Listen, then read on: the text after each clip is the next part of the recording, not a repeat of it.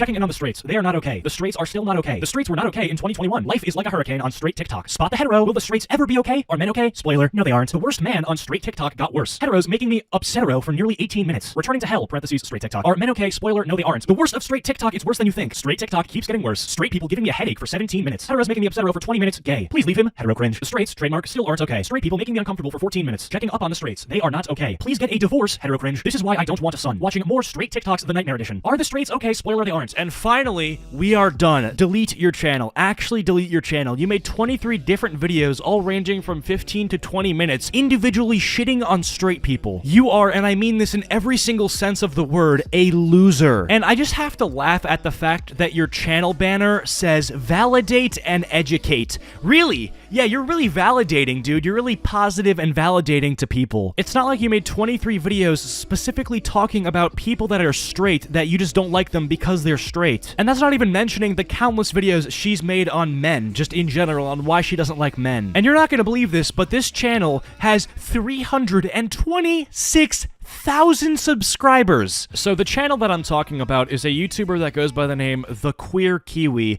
and as you have seen, making some great content, you know. Her videos generally are like one of three things, either shitting on men, shitting on straight people, or shitting on Republicans. And today we're actually going to look at some of the content on her channel because, as you could probably infer from the thumbnails, it's pretty bad. I think we're going to start with The Heteros Making Me Upsetero. That title just really stuck out to me. I mean, just replace hetero with any other group of people. Like, imagine if she made a video called The Blacks Are Whack. Like, are you kidding me? Like, seriously, dude? The heteros are upsetero? Okay, you know what? Let's just take a look at this video. But really quickly, leave a like if you don't hate straight people, yeah? If you're a fairly normal individual that doesn't have vitriol toward heterosexuals, then leave a like on this video.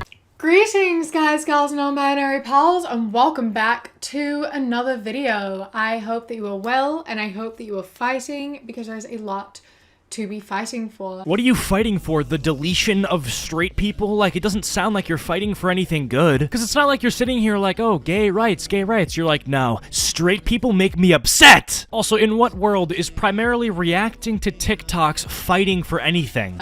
Now today, as promised last time, it is a monthly checkup on the heads. You know, we do these once a month because they need it. You know, we need to check in on them, see how they're doing, see if there's any growth. Why is she talking about straight people as if they have some sort of disease? Like, oh, we have to make sure the straight people are okay this month. They might die of cancer. It's so condescending, too. She's talking about straight people as if we're like a dying species of animals. Do the straight people still have the disease, or have they been cured this month? Let's check on them. Usually, there isn't, but who knows? Maybe one day...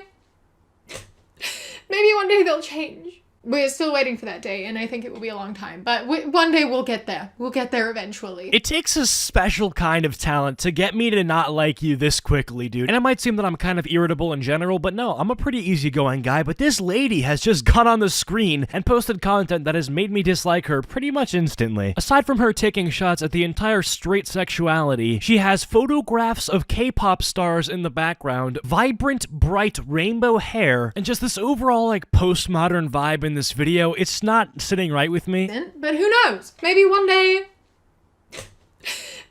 they'll change. We're still waiting for that day, and I think it will be a long time. But one day we'll get there. We'll get there eventually. But before we do get into it, I would like to take a moment to say thank you to today's sponsor, Honey. How the actual shitballs is this video sponsored? Yeah, so honestly, I think we should do a Holocaust 2.0 for straight people. Anyways, massive thank you to our sponsors at Honey. I'm so shocked that this video is sponsored because the content she's making is borderline against YouTube terms of service. But hey, I mean, get your bag, dude. See, I can cook. I choose not to cook because I don't want to.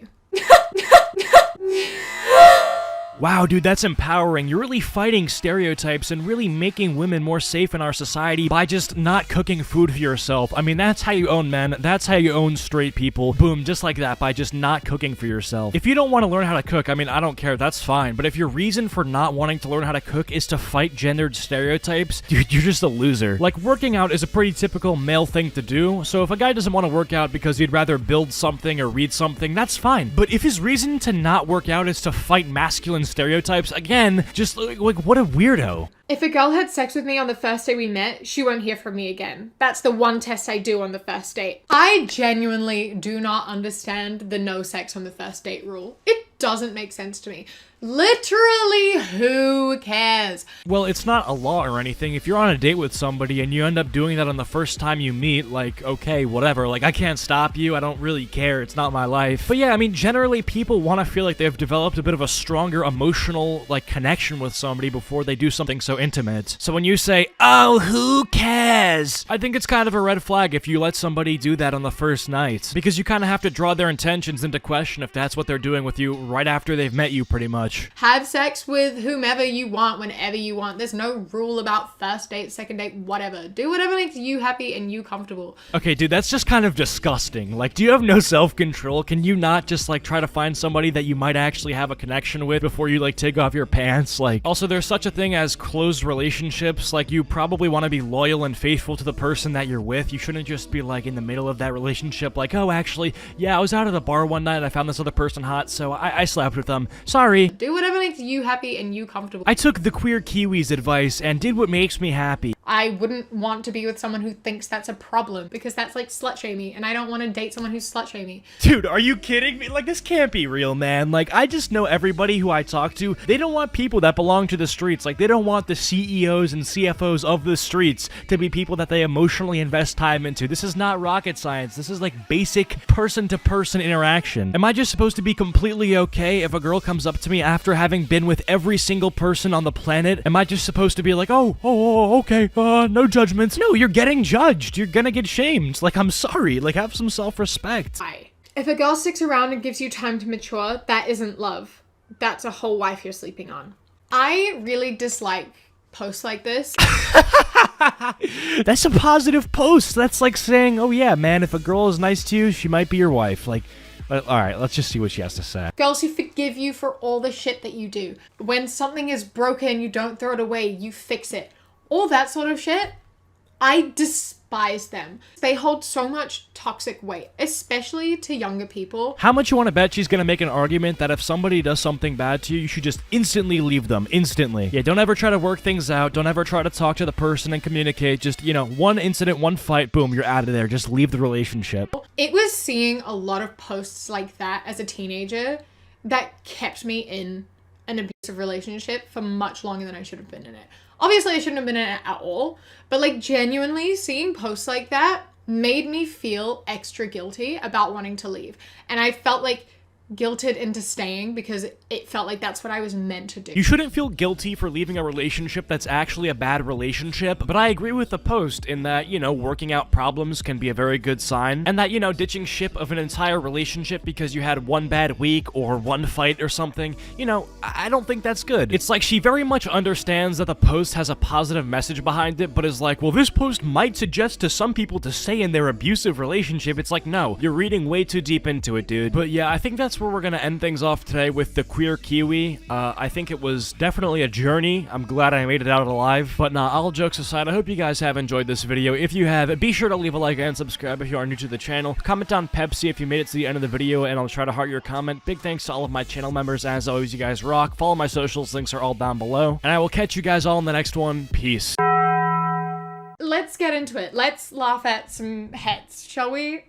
Let's laugh at some heads. Wow, what a great internet activist, okay? This person on screen loves promoting civil rights, loves promoting equality and spreading love, not hate, and you know how she does it? By shitting on straight people on TikTok because they're straight. Hey, I can't think of a more classic way to unite people. So today we are revisiting the Queer Kiwi, a YouTuber that I looked at around a month ago at this point. A person whose entire YouTube career consists of roasting people who are either men, straight people, or Republicans. Now, I wouldn't really care about the content she was making if she was trying to be funny. You know, crack some jokes about men, make some jokes about, I don't know, straight people. But she's not a comedian and she's not trying to be funny. All of her videos, she thinks that she's doing something for the LGBT community. In her mind, attacking straight people and attacking men, it's all okay because it benefits the LGBT community. She thinks that hating straight people and men and then talking about her hatred for them is somehow education. What you're looking at right now is her YouTube banner. But yeah, anyways, today I thought that we would look at one of her new videos where she looks at the very much dreaded straight TikTok. Also, leave a like on this video to guarantee that you will never end up like the Queer Kiwi. If you leave a like on this video, I guarantee you that your future will be very bright.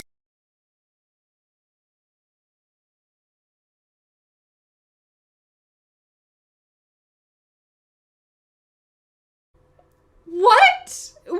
I don't understand what he's doing. His whole thing is that he's pretty, right?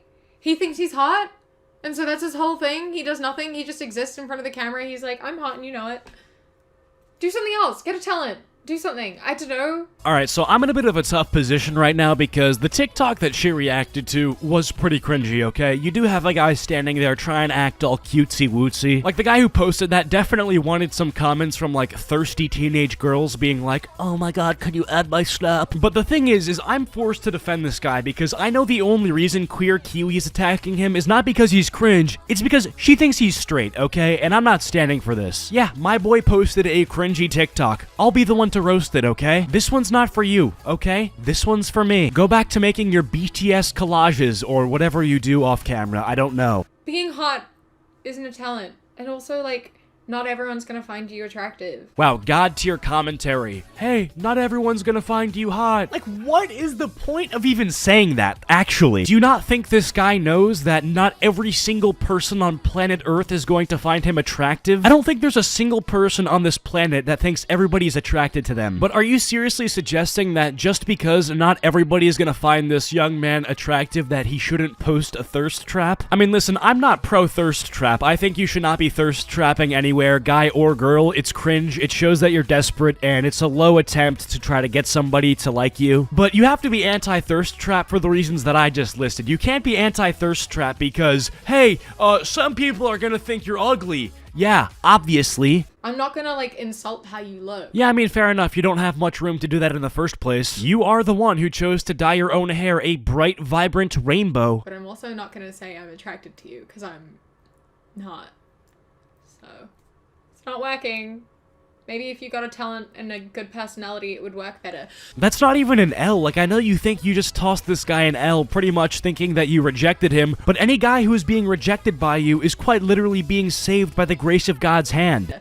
This is the thing that men don't seem to understand, is that women are typically more attracted to personalities than appearances. You know what I mean? Like, the more I get to know someone, the more it influences my attraction to them. And this is like a thing that almost everyone I know experiences. Yeah, personality. I'm sure that's why you're simping for these K-pop boys. Yeah, man, I'm sure you've had long, deep conversations with them and you really have gotten to know their personality. Yeah, dude, Queer Kiwi fluent in Korean and has been able to figure out a lot about these boys' personality. What do you look like? Oh, blue eyes brunette? Damn. Just my type. So, what? How is your type? Listen, I just went over this 3 seconds ago, but how is that your type? Like, blue eyes, brown hair. That's my type.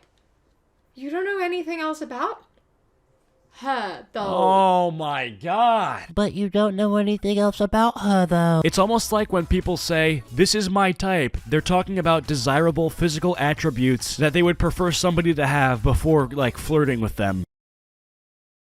Big party tonight, are you coming? Dude, do you think she's going to parties? The only parties she goes to are BTS album release parties, and probably a shit ton of pity parties.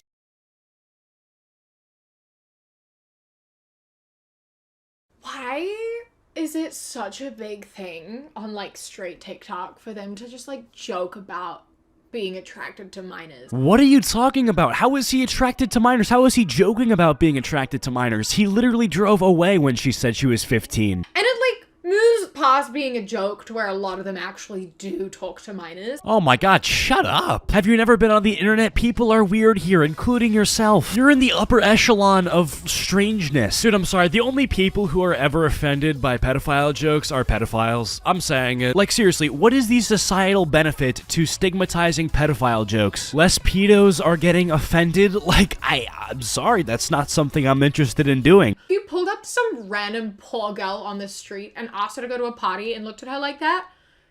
Absolutely the fuck not. Awful. That is harassment. Calm down. You watched a TikTok. If two men pulled up next to me and started, like, looking at me like that and telling me to come to a party with a fuck ton of strangers. Oh yeah, I'm sure that happens all the time. That's a real valid concern of you to have. Like, I just know the Queer Kiwi gets invited to so many lit parties. No, absolutely not. Do not talk to me. Do not ever do that. Never do that. Would you actually do that? Approach you and ask you to go to a party? No, I wouldn't. I'm gonna take a page right out of Rosa Parks' book and tell you no. Again, what? No one is going to accept that. Ever. Not a chance. That's terrifying. Sorry, it just makes me so uncomfortable. And it's so weird because they act like this is a normal thing to do. It is not a normal thing to do. Don't do shit like this. Even though she's technically correct, don't take advice as to what should be normal and what shouldn't be normal from this person. It's like, let me catch 6ix9ine's sister trying to tell me how the world can become a more normal place. Pro tip, if you have multicolored dyed hair, your opinion on social issues, like, matters 10% less than everybody else's. You guys ever notice that it's the people who can't decide what color to color their hair that have clearly decided how they're gonna save society? It's like, really? Do you guys see nothing wrong with that? Don't do shit like this. It's awful. Yeah, we get it. The TikTok was bad, but did you really have to go and analyze the political and economic state of the world because of it? Like, you're literally like, well, this is straight people and this is such a problem in society, bro. It's a 10-second shitty TikTok. We've seen a lot of them. If you want to make fun of it, crack a joke, but don't try to make some, like, huge, broad commentary as to the current state of the world. Anyways, click one of the videos on screen now to be transported to a different video of mine. Go watch one. Comment down mouse and keyboard if you made it to the end of the video, and I'll try to heart your comment. Big thanks to all of my channel members. You guys rock. And follow my social medias. Links are all down below. And I'll catch y'all later. Peace.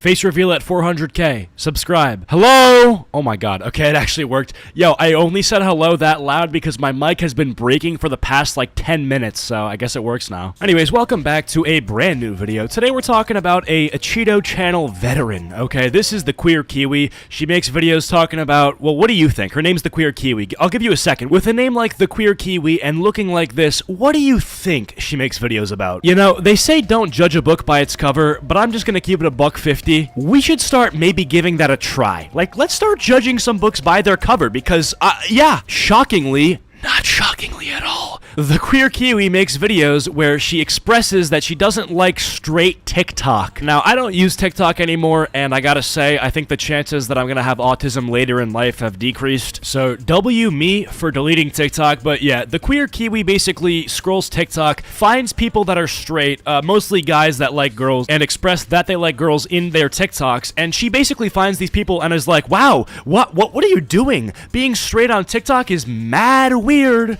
Irony check, by the way. But yeah, dude, it's one thing for you to make one video talking about, you know, some guy who's like, I don't know, simping for a girl on TikTok and you think it's weird. Okay, fine. You get the one-time Acheeto pass, I got you. But when it's your entire channel and you've been doing it for more than 2 years, I'm gonna have to interfere. But yeah, dude, the Queer Kiwi recently dropped this steaming hot banger called Straight TikTok, The Nightmare Continues. Great title, by the way. Not because it's actually, like, captivating and it makes me want to click on the video, but saying The Nightmare Continues after you watched a straight person on TikTok is, like, crazy. Self-reporting that you have nightmares because a guy on TikTok was born and raised with default settings is crazy. But yeah, man, leave a like on this video for a carrot. They're good for your eyesight, I think, so if you want that, just leave a like on this video, and yeah, let's get into this.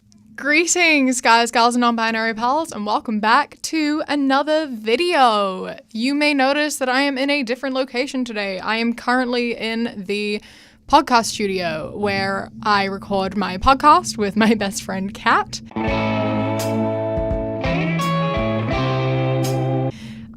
The Savvy Cat podcast, if you wanted to check it out. But he has like 360,000 followers, so I'm going to assume his follow count, his view count is because people like follow him to see what dumb shit he's saying, and not because they actually enjoy his content. So we're going to look at that. Females reject me left and right, so I've never dated anyone. Looks like y'all missing out on a 5'10" curly pre-med who's fairer skin than 80% of Indians, so not my problem. So that's his whole thing, is that he has this like weird superiority, colorist, and like racist complex where he believes he is better and more attractive than all other Indian guys because he is pale-skinned, which is like, that's an internalized, like, racism, colorism thing that we won't get into. Okay, so I hate explaining jokes because they ruin the joke, but since Queer Kiwi genuinely thinks that this guy on TikTok is racist because he's saying that he's lighter skinned than the normal Indian, I do have to explain the joke because she just doesn't get it. Us guys, us straight men, have a joke that's been running for a couple years now, being that the meta to getting a girlfriend, right, like the thing that you have to be to get any girl is a 6 foot or 6'1" light skin that plays basketball. That's literally the joke. Back when I had TikTok, I would see so many TikToks like my girlfriend leaving me the moment that she sees a 6'1" guy who hoops. It's a very harmless joke and a joke that most straight guys get. So I guess to be fair, if anyone was to not get the joke, it would be you. And that he only wants to date white girls, which is also a problem. It's a problem that he likes to date white girls? Excuse me? Okay, listen, aren't you the Queer Kiwi? Shouldn't you be the one, like, defending people's right to date who they want? Why can't this guy only want to date white girls? What's up with this meat watching? Like, why do you care who this guy's attracted to? Like, it's so bizarre. Also, I know you would not be saying that it's a problem for this guy to only be attracted to a certain race if that race was his own. If he said, for example, oh, I only want to date Indian girls, you wouldn't say that's a problem, would you? Because if you did, you knew that you would be perceived as racist. Having a racial preference in dating, you know what? Yeah, let's do this mini rant real quick. Anybody who thinks that having a racial preference in dating is racist is just so out of touch with reality and just not well adjusted at all. It's unrealistic and low-key selfish to assume that a guy or a girl should be attracted to every race. Like, if I went up to a black girl and asked her for her number and she said, oh yeah, I'm not really into white guys, or I don't know, I prefer to date black guys, for example, who am I to like sit there and say, whoa, that's racist, and like basically pressure her into giving me her number? Like, people have racial preferences in dating. That's fine. This Indian guy can prefer to only date white girls, and you can prefer to date whoever you want. His entire account is just like simping over white girls and being really weird. Okay, and your entire account is just spamming the fact that you're gay and queer or that you're not straight. And it's literally with everything you do. The hair, the shirt, the name, the titles. Like, dude, it's everything you do. So what if this guy simps over white girls on TikTok? This guy can be criticized for his entire TikTok page being the fact that he simps over white girls, but not by people like the Queer Kiwi, whose page is not, like, better by any means. And complaining and thinking he's like the best thing since sliced bread. That's such a thing. I sound like my mother. This is the foundation of everything. So we'll go into, I get no bitches, but at least I'm attractive. I get rejected because my standards high AF. 9 out of 10 white females minimum. It's like a person applying to 8 Ivies will be rejected more than 8 community colleges. You'll admit your problem is that your standards are too high and those people aren't interested in you, which it's fine to have standards. Your standards are insanely superficial and problematic. But you can't be mad at that, meaning it's hard to find someone to date. That's a very good point, Queer Kiwi, except he's not mad that he can't find someone to date. Where has he been mad? He didn't say that he's mad. He didn't show that he's mad. He's like literally just standing there doing the F-boy face. He's not mad at all. All he did was say his standards are high, so that's why he doesn't get girls, and he's okay with that. He's not mad at all. You're making things up. Or you're just delusional. I mean, it could be either. Because your standards are extremely exclusive. I don't know what you expect, man. He expects to get rejected. Like, he admits that he gets rejected because his standards are high. Oh my god. Maybe if you, like, stopped being, like, racist and colorist and shallow, you would have a little bit more luck. Yeah, I don't know if there's anything more classic than an online left-leaning white woman calling a person of color that they disagree with racist. Textbook liberal racism right here. Saying that an Indian guy needs to date more people than just white girls which he's attracted to is just weird. Yeah, and pressuring a guy to dating races that he doesn't want to date is racist. And even if you don't think it's racist, it's weird. It's super, super weird. Because, like, a lot of the time, you know, standards are, like, the way people treat you and their personality and like someone you get along with, but you don't care about any of that. You just have this really weird, superficial, shallow, very specific thing that you're after. Advice to help y'all females is do 30 minutes cardio sessions 5 times a week and grow your hair to your waist. When us men party, first thing we looking for is a thin waist, long haired white chick. So he says stuff like this, right? He has a ton of videos like this. And then he's also out here just complaining, like, why don't women like me? Wow, Ethan, great moves. Keep it up. Proud of you. Why doesn't anyone want to date me? Is it because I'm Indian? You guys are racist, which, like, rich of you to say. Okay, so when has he ever said that a person that doesn't want to date him because he's Indian is racist? Please show me where he said that. I just don't think this guy has called anybody racist, and I'm ready to get proven wrong. You can't be out here saying that you'll only date white women and that brown women are unattractive and unappealing and then complain that people won't date you because you're Indian. Like, that is a problem, obviously, but I don't think you're in the right place to complain about that. And also, have you ever considered that maybe women don't like you because your personality is trash? Yeah, compared to your very deep and very thorough personality of being queer on the internet. Your personality is so non-existent that the website of YouTube.com, your account on YouTube, right, the website that was literally made for people to show their personality, you know, be three-dimensional. Your thing, right, the thing that you are, the only thing that matters to you is the fact that you're gay. Where's the personality? Where is it? When I walk into a room, I'm just looking for this really specific type of woman.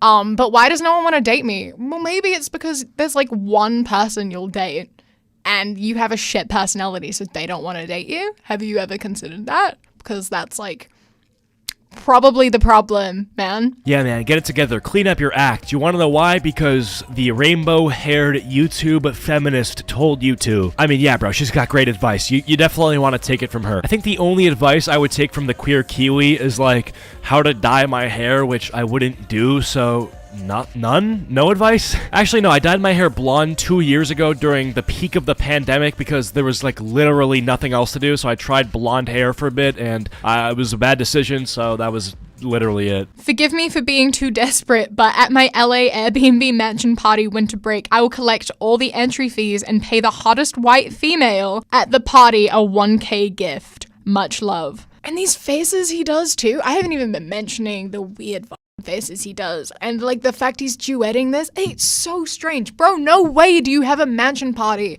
He has so many TikToks about like these white females I'm gonna invite to my 21st in a hot tub and I'll pay you all $25 to be there. Are you good? What is wrong with you? It's so funny.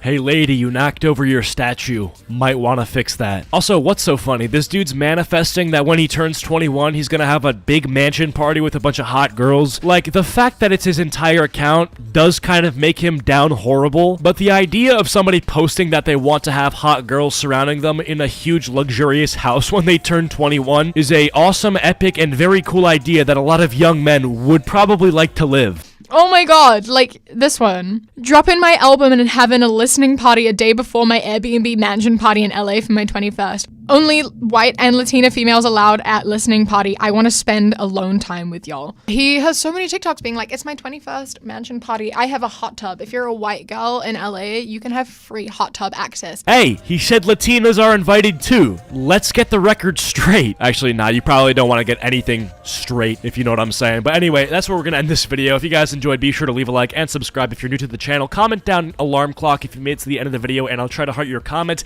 Big thanks to all my channel members. As always, you guys rock. Follow my social medias and join the Discord server. Links are all down below, and I'll catch you guys later. Peace.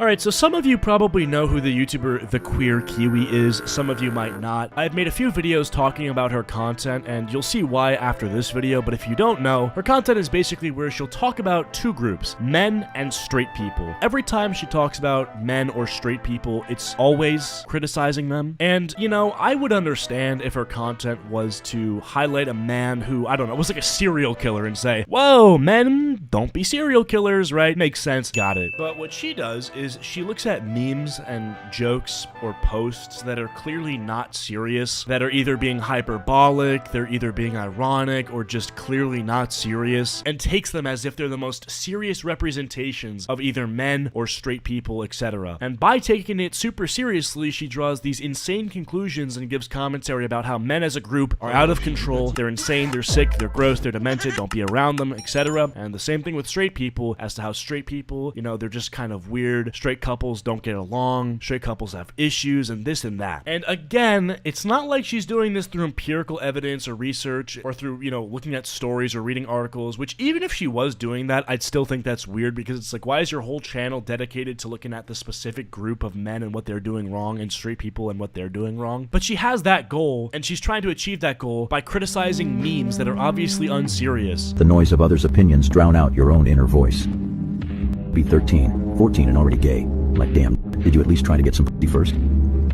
Making happiness... Now, this video is called Please Never Talk to Women or Anyone. It was posted 1 month ago, so it's a pretty recent video. I feel like it would be fair to criticize this one. And it's 94,000 views and a pretty good like to dislike ratio. So honestly, if you don't know this person, this is the Queer Kiwi, and I think she hates men. I believe she's the biggest man hater on YouTube. And let's get into it. Greetings, guys, gals, non-binary pals, and welcome back to another video. Today, I wanted to sit down and do something that we haven't done in a really long time, which is going through the r/just neckbeard things subreddit. So she's gonna go on Reddit and look through a bunch of posts of these memes and, you know, try to tell us through these memes as to why men are the worst. So let's take a look. Guy tips. A guy's guide to female body language. A girl wearing headphones and sunglasses. I'm available for a conversation. A girl who looks quite uncomfortable. I'm having a great time talking to you. A girl who looks super done with the conversation. Please tell me more. I am very interested. Another girl who looks super done with the conversation. I'm glad you joined the conversation I was having. A girl who is texting on her phone. I am available for a conversation. A girl who looks super pissed off. I would love to hear about your opinions. A girl, like, pulling the middle finger. I'm playing hard to get. A girl with a taser. I'm playing hard to get. And a girl straight up walking away. I'm a huge bitch and probably a lesbian anyway. Yeah. Yeah, okay, hilarious. We're laughing our asses off, getting a quality chuckle in there. Now, let me just say before you start yapping, this is, like I said at the beginning, obviously a hyperbole. I don't think a single man is going to see a girl with a taser in her hand threatening the guy she's talking to and think, wow. No, she's just playing hard to get. She doesn't want me to back off, considering she's holding a taser. She's just playing hard to get. Obviously hyperbole. This is a comic that is obviously hyperbolizing the stereotype of men not being able to get the hint, right? And it's doing so by being funny, by making a point that, like, oh, yeah, if I'm flipping a guy off and looking angry at him like I'm about to scream at him and shit on him and ash my cigarette on his corpse, then I'm just playing hard to get, right? Like, no man is going to actually see these two people and think, oh, they're just playing hard to get. They're going to think, okay, these are psychopaths. I'm in danger. I'm going to get away. Now, what she's going to think is, no, this is true. If a man actually saw these people, he would just think they're playing hard to get. So, you know, let's let her cook with caution. Lesbian anyway. Yeah. Yeah. A lot of men do love to read body language like this. No matter what we do. Really? Is that true? Is that true that a lot of men see a girl with a taser and think that she's playing hard to get? Is that true? Like, do you honestly think that? That's an insane take, right? You know that that's an insane take. And that you might be suffering from some sort of delirium, some sort of delusion. I feel like this is a little bit ableist, because the only person who would actually read someone's body language like that would be someone with autism spectrum disorder, right? Like, only a guy who is, like, you know, has Asperger's would see a girl with a taser and think, oh, she's playing hard to get, because he is socially inept. He doesn't actually get what's happening. And you're saying, oh no, men just act like this. Like, no, I don't think we do. And I feel like the reason you're saying this so confidently is because you don't talk to men. And I think it's pretty obvious. I mean, because to be fair, your whole identity is surrounded around you being queer. You're the Queer Kiwi. You have queer hair. Every single one of your hair follicles is a member of the LGBTQIA community. And all you talk about is, you know, straight people are bad, men are bad. So you don't really, I don't think you talk to men. Honestly, I don't think you do. Dude, no matter how we exist, no matter how bad we are trying to tell someone to leave us alone, they'll be like, no, yeah, I'm the most interesting person in the world right now. They definitely want to talk to me. And they definitely want to hear my opinions, and they totally definitely will want to hook up with me. Yeah, No, seems pretty accurate. The amount of men who just You hear that? Seems pretty accurate, she says. Seems pretty accurate. Seems pretty accurate. No, actually, it seems like a hyperbole, so therefore it is inaccurate, okay? It's a joke. Like, what? the straight audacity and believe that they are entitled to your time is like kind of ridiculous. They're like, she should be so lucky to talk to me. I am the best thing ever. And if she doesn't like me, then there's obviously something wrong with her. It's like, oh bro, oh my guy, I don't like you because you interrupted me when I clearly did not want to speak to anyone. This is another comic. And it is a man and a woman in bed that says, I consent. I consent. And then a third man is like, I don't. And the woman says, and who are you? And he is holding like gender reveal balloons that say, congrats, it's a boy. And he says, the man who would have married you. And then the girl is like crying and reaching out to him as he disappears. Okay, so this meme actually does have a bit of truth to it. If it's like this girl and this guy are in a relationship and she's cheating on him, he's like, oh, I would have married you and now I'm breaking up with you because you're cheating. So I feel like this one is like, it's not really a joke, but it's like pretty fair, I'd say. I think you're allowed to break up with someone if they're cheating on you, especially if, you know, it says congrats, it's a boy. If you're planning on having a kid with this girl and then she cheats on you, I think you're allowed to leave. Lol. And this is one of the funniest images I've ever seen. This is so... It was so funny that you had to force yourself to laugh. That's how you know something's funny, when you have to like clench your entire body and shiver for a bit to force out a laugh. That's how you know it's laugh out loud funny. so funny. I just don't understand why people have such a problem with other people having a sexual history at all. Like, it doesn't matter. That's called cheating. That's called being unfaithful. That's called cheating on your boyfriend and having sex with another man when you're in a committed relationship. So I don't know how to tell you this. I don't want to be the bearer of bad news, but almost everybody who's in a monogamous relationship doesn't like it when their partner is cheating on them. So clearly that comic was not depicting some sort of polyamorous freak show, some sort of circus act. That was depicting a normal relationship. So what do you have to say about that? If she is hooking up with someone and they are both consenting people, there is nothing wrong with that at all. Yes, there is. That's why it's cheating. It doesn't matter if the two parties consent. She's consenting to doing something that's cheating. I don't... Either she's like too stupid to understand that the comic is portraying cheating, or she actually thinks that cheating's fine as long as everybody consents. Or, I'm sorry, as long as like the two people cheating consent. And the fact that you are like, we were soulmates, we were supposed to be together,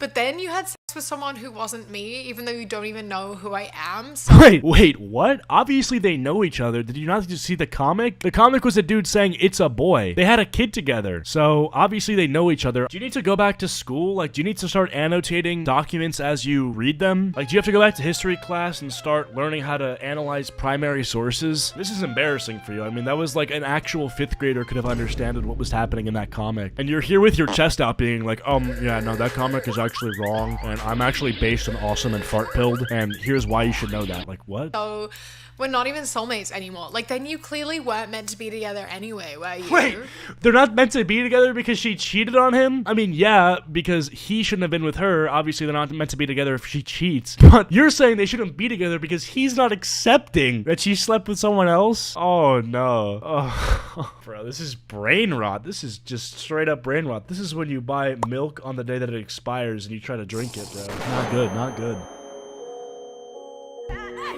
Like, if you aren't going to date me because of my sexual history, then you're not someone I haven't... That's not sexual history. That was sexual happening right now. It's not like, oh, I had sex with somebody in the past, I won't marry you anymore. It was, I walked in on you doing it with a guy, I'm breaking up with you. Like, you saw the same comic as me. Why are you acting like you're schizophrenic? Like, we both saw the comic that you're responding to. It's not like the comic showed a girl telling her husband, like, oh, back in 7th grade, some guy touched my nipples. No, it was like he walked in on them having sex. Interest in anyway. I'm not dating someone who thinks that women have like a sexual expiry kind of thing, right? Like, if you don't think women are allowed to have the freedom to sleep with whoever they want, then you're not someone I want in my life. And I think that most of the women who are having casual sex also don't really want you in their life either. So like they're not missing out. Yes, bro, you're a tool, okay? I don't know what you're thinking, but you're a tool. You're a donut. You donut! You're saying, oh, if you don't think women should be able to have sex with whoever they want whenever they want, then you're not the right person for her. Bro, excuse me? Like, do you not believe in monogamy? Do you not believe in being in a committed relationship? And I'm not saying for you personally, because personally you're probably polyamorous, but for most people, they want to have a committed relationship with one person. Like, that's ridiculous. They want someone they can call dibs on. Like, this is like absurd. It's like, no, and my girlfriend wouldn't want me to be sleeping around with whoever I want. Would you say that? Would you say, oh, if you as a woman think that your man shouldn't be allowed to sleep around and do whatever he wants, then you're not the right person for him? No, you would never say that, because that's absurd. If we live in a world without any relationship boundaries, then relationships have no meaning. You potentially are, because you are crossing out women for a superficial reason, but you know.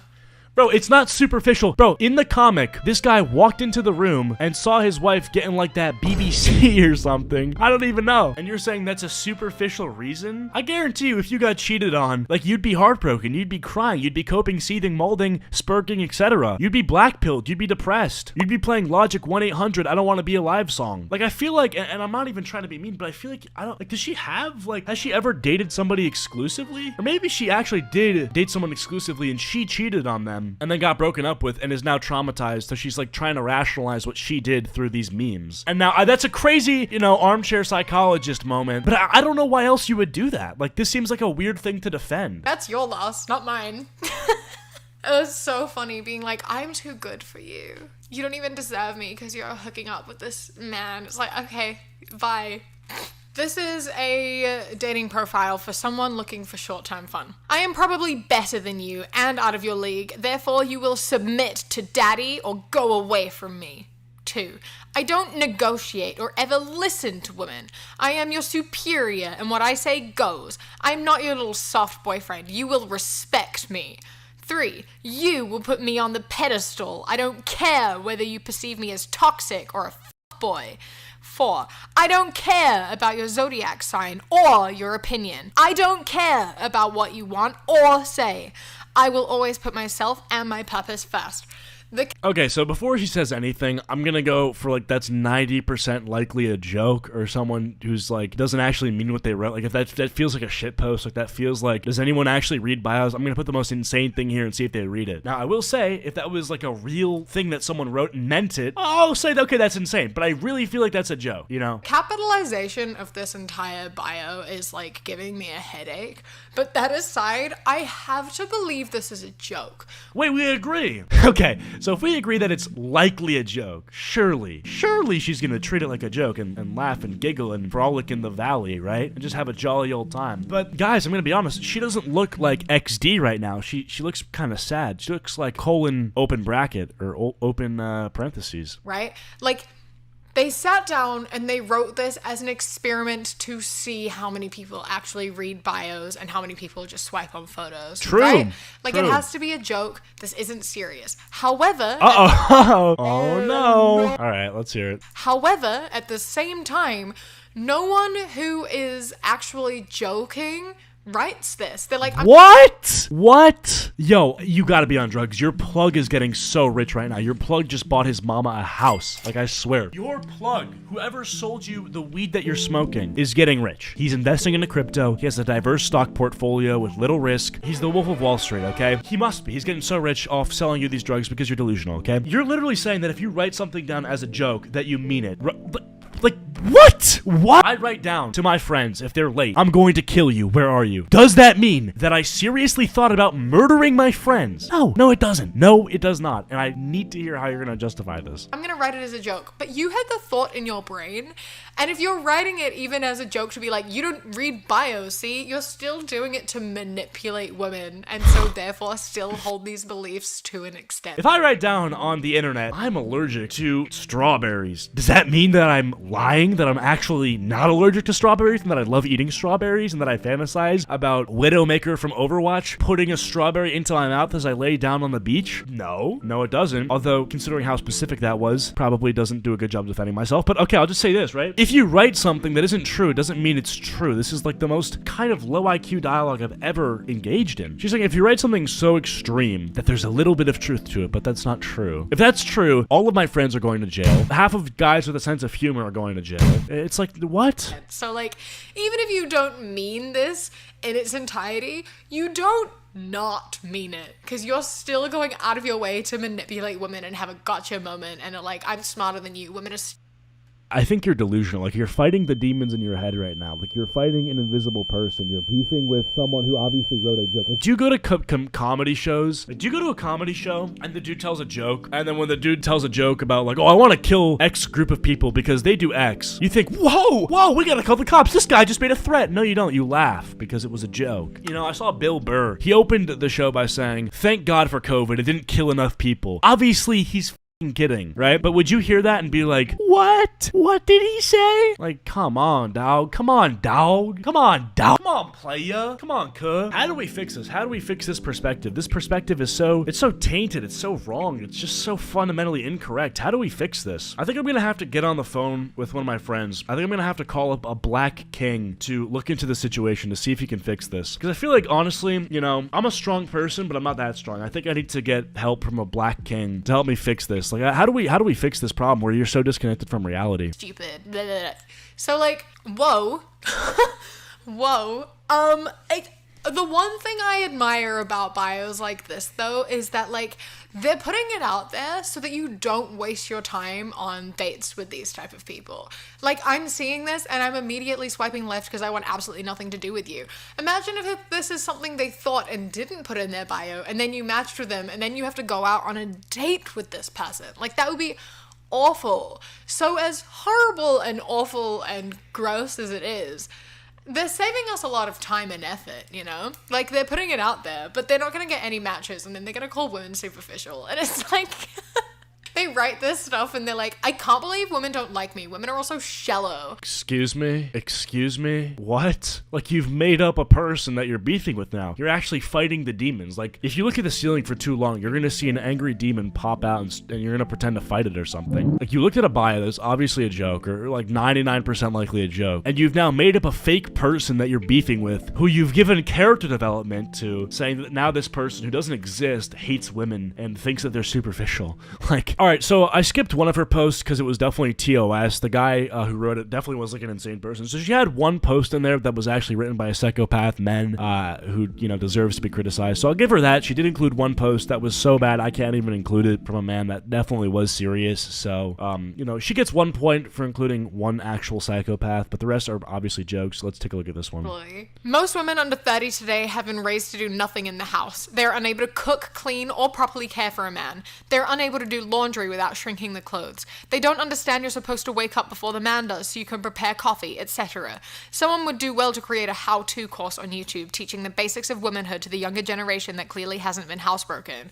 My God. Well, firstly, there are a load of YouTube videos about this, like, that already exists. Okay, first of all, I will say tweeting this is kind of cringe, but this guy clearly doesn't hate women. He's just, this is like the, oh, all millennials know how to do is eat hot chip, charge their phone, be bisexual, and lie. All he's saying is like, oh, women under 30 can't cook or clean, and they don't do laundry, and okay, they're bad at like doing stuff around the house, which is like, you know, maybe that's true, maybe that's false. I don't really know. I don't really care. So yeah, it's a bit cringe, but I mean, like, I don't know. I don't think it's like a hateful post, like, you know, enforcing stereotypes and whatever. But I don't know. I don't think it's really that horrible.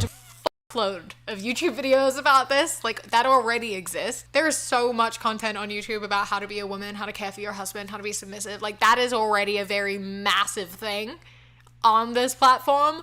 But that aside, make your own coffee. You should know how to look after yourself and cook and clean and do the dishes and all that. Like, those are not difficult skills, and you should possess those. You shouldn't spend your entire life relying on someone else to do those things for you. Like, I know how to cook. Sometimes I just don't want to, yeah? And I wake up early, and I could make you coffee, But, like, I shouldn't have to, you know? Like, I don't even think he said that you have to. I think he just said it's a good skill to have, and most women under 30 don't have this skill. I feel like you don't even fully disagree with what this guy is saying. You're just kind of looking for a way to, like, beef with him. I can make coffee, but I shouldn't have to. No one ever said you have to. There's no one forcing you to make them coffee. What are you on about? Like, he listed some good skills that people can have. Now, your main argument should be like, well, you should have these skills regardless of whether or not you're doing it for a man or not, you know? It shouldn't be like, well, I shouldn't have to use these skills. Like, what? Your epic own on this guy is to be like a person that has no skills? Okay. you should do things for people because you want to, not because you have to. Great point, Oppenheimer. Great point, Einstein. When I was with my ex, he would wake up early and he would make me coffee sometimes, and then other mornings I would wake up early and I would make him coffee sometimes. Like, it depends on who's waking up and when. Okay, so what's the issue then? And what day it is, and, like, it's all a bunch of different factors. You kind of just go with the flow and you share responsibility. Yeah, that's great, but you still know how to make coffee. You still know how to do laundry. That's awesome. You do nice things for each other. Sometimes you cook, sometimes they cook. Okay. Sometimes you do the dishes, sometimes they do the Okay, dishes. yeah, You share yes, that's stuff. great. The point Get is that you over know it. how to do You it. should learn those skills yourself. It is not Okay, a woman's job. no It is one's- everyone's job. okay, Everyone I should agree. know how to do it. Yes, Some completely agree. relationships work where, like, sometimes one person really likes to cook, so they will do all of the cooking. But that doesn't specifically get delegated, is that the right word? I don't know, to the woman. It can be. So it seems like you agree with what he's saying, that like, okay, you should have these skills, but your beef is that women shouldn't have to do it, which is like, I don't think anyone said they should have to do it, but, you know, typically women are the ones that can kind of like keep the household operational, so it's like good for them to have that skill, I feel like. So I mean, yeah, they shouldn't have to, but like, yeah, I mean, more often than not, I feel like statistically women are at home more than men, so I don't see the issue in saying that women should learn this stuff. Be just whomever. It depends on the relationship and who the people are that you decide the roles that you have in the relationship. I pity everyone who isn't us. My girlfriend between her 25th and 26th of the night. Okay, this guy's definitely capping. This Discord guy is definitely not telling the truth. This reads like someone who has never had sex before writing a Yeah. I mean, she's right about this one. This is obviously not true. I mean, there's some Discord guy saying he's going for 25 nuts. Nah, I don't believe that. I pity everyone who isn't us. My girlfriend said between her 25th and 26th. I don't think anyone wants to orgasm 25 to 26 times in one night. That sounds like actually painful. Like, you don't need 25 to 26. By the way, Kawhi, you gotta censor like a fuckload in this video, okay? You gotta censor all my swears, all her swears, and anything that's like too sexual, like censor orgasm, okay? Please. Most people wouldn't really be into that. Most people don't particularly want to go that many times. And I don't particularly think you want to either. You're just saying shit. I don't think you've ever made a girl come even once, but, you know, good job for trying to convince us that you've made one girl. I mean, I guess she gets a point for this one because it's like some Discord virgin saying that, so it's like obviously not true. But even now, she's like, oh, girls don't even want that. It's like, bro, that shouldn't even be your focus. Your focus should be on the fact that this guy's capping out of his bumhole. 25 to 26 times, because I don't believe you. This is a tweet by Tim Pool. Start complimenting liberal women by telling them they look like either Dylan Mulvaney or Lizzo. Wow, you're almost as good looking as Lizzo. Okay, so here's the thing. We're not lying when we say that we think Dylan Mulvaney and Lizzo are beautiful. Because You just laughed. You just literally laughed your ass off before you said we're not lying. That means you're lying. That's you when you lie. Before I tell a tall tale, I giggle a little bit. You know, I have myself a chuckle because I know what I'm about to say is totally cap. Like, you just died of laughter before saying that you think Lizzo's beautiful. Come on now. Stop this cap. Because they are. Like, we're not. No, she's not. Lizzo is not beautiful, and Dylan Mulvaney is that transgender who, you know, got Bud Light employees financially terrorized. So, I mean, like, come on. And Dylan Mulvaney, like, let's just keep it a buck. You know, they want to say, oh, that's a beautiful woman. First of all, not beautiful. Second of all, you get the idea. Not lying. We're not just saying that. It's because they are genuinely, objectively beautiful. Objectively beautiful. Lizzo is objectively beautiful. Please, and I'm not with you. I want you to go up to 15 girls. Do this, and I'll believe you. If you go up to 15 girls and say, "Girl, you look like Lizzo," and all 15 of them give you some sort of positive feedback, like a thank you, like a, oh, that's so sweet of you, like a, damn, girl, damn, I'm glad you think I'm bad as hell. If you get 15 for 15, a perfect score, an A+, then I'll believe you. You know, not only will I believe you, I'll delete my YouTube channel, and I'll fly to the Middle East, and, yeah, I'll fly to the Middle East, too. Why not? You know, take a trip there. Because if Lizzo is, you know, if every girl agrees that Lizzo's hot, then everything I know in my life is a lie. So the Middle East would be a great place for me to live. It would be totally safe and awesome, and they'd love me. And I personally just don't think you should be saying you're almost as beautiful as anyone.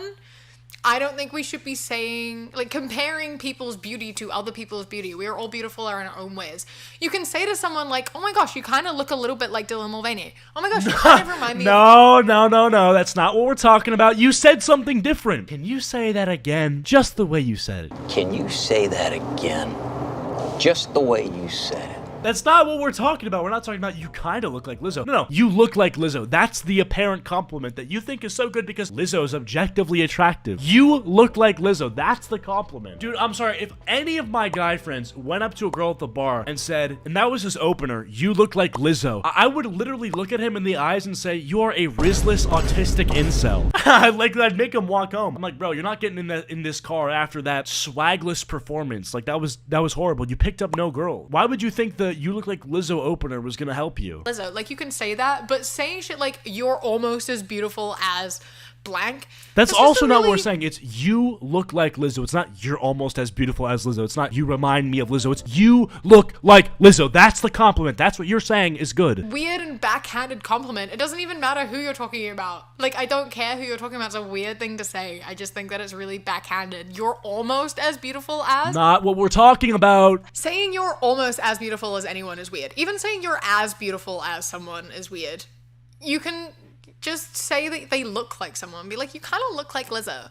That's a compliment. No, it's not. No, it's not. It's not. And I want you to prove it to yourself by going up to 15 girls. They can't be drunk. That's the criteria. And ask them that question. And you can't bribe them. You have to get their honest responses. If you get a 15 for 15, I told you what I'll do. Or it's not even a compliment. It's just a statement, you know? Oh, it's not a compliment now. It's not a compliment. Even though she's objectively beautiful, it's not a compliment. It's just a statement. Oh. And, like, some people will take it as a compliment, sure. But I think just, like, making an observation of, like, you look like this person is just, like, a statement to say. Saying you're as beautiful as this person, I think is weird. Your own type of beautiful. Just say you're beautiful. The definition of down bad. I would jump into an industrial paper shredder so that there's a chance that my body is recycled into toilet paper that you might use. Okay, before she says anything, obvious joke, fake down bad. As being a fake down bad person, you know, it's like an ironic thing. Obviously, you wouldn't jump into a paper shredder. I don't think you guys need to hear this, but let's see how she responds. How did your brain come up with that? How did you think of that? That's quite impressive, honestly. That is very, very creative and a horrifying image. I have a really, like, vivid visual imagination sometimes, and I can, like, feel the things people say. So, like, saying, like, I'll jump into a paper shredder, like, makes my entire body, like, you know? It's just not a good visual. It's not a good sensation. I'm not a fan at all. But my God, that's hilarious. That's so funny. Yeah. All right, well, at least she understands that this one's a joke. Glad that she got the point on this one. So I don't understand why this is in the video. Please never talk to women. If this guy's funny and he has riz and he could talk to women because he's funny, literally does not make any sense. Definition of down bad, absolutely. All right, now the last one we're gonna watch is this. He says, I look and act like a real anime waifu, but I hate male anime fans. And a man stitched it and said, you ain't no waifu. Anime girls have self-respect. My waifu would never have an OnlyFans. She's not even old enough to make an account. Whoa! You're definitely too old to be single and childless. Clock is ticking. She wears a uniform because she's still in high school. Okay. You cosplay as other people because you hate yourself. She's an innocent virgin with a cute laugh. You sell pictures of your vag for $9 a month. Ew. Comparing yourself to my anime waifu is like comparing a bipolar garbage truck to a $3 million Bugatti. No thanks. At the end of the day, e-girls burn in hell. Which... Okay, so he's obviously joking about being a weeaboo pedophile. Obviously, I don't think you'd admit that. I think that's obviously a joke. Especially when you're putting your face out there, it's like pretty clearly like you're putting that all on the line because it's not serious, so. Holy shit. One of the worst things I've ever seen. Oh my god. Just like, I love that this girl is like, I cosplay as anime characters, but I hate male anime fans. And he comes in like,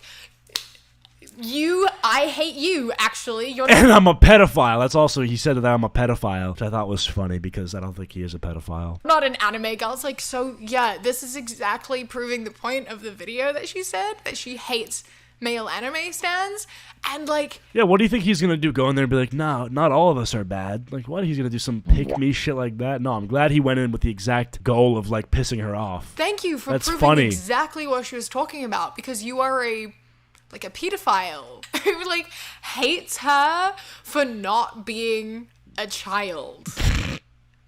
Do you not hear how funny that sounds? Come on, bro. Imagine being so Based. like Hilarious, deranged that hysterical. you- Oh, deranged. Okay. Anyway, though, I think that's all we had on the agenda for today. This video is gonna be super long, but if you got to the end, please leave a freaking like, man. And that's about it. See ya. I'm going full armchair psychologist. Stockholm syndrome? Yeah. You don't have a clue. Excuse me. So, otherwise known as Xanax. That's a totally aggressive question. What are you doing here? Why are you here? Why are you existing in this location?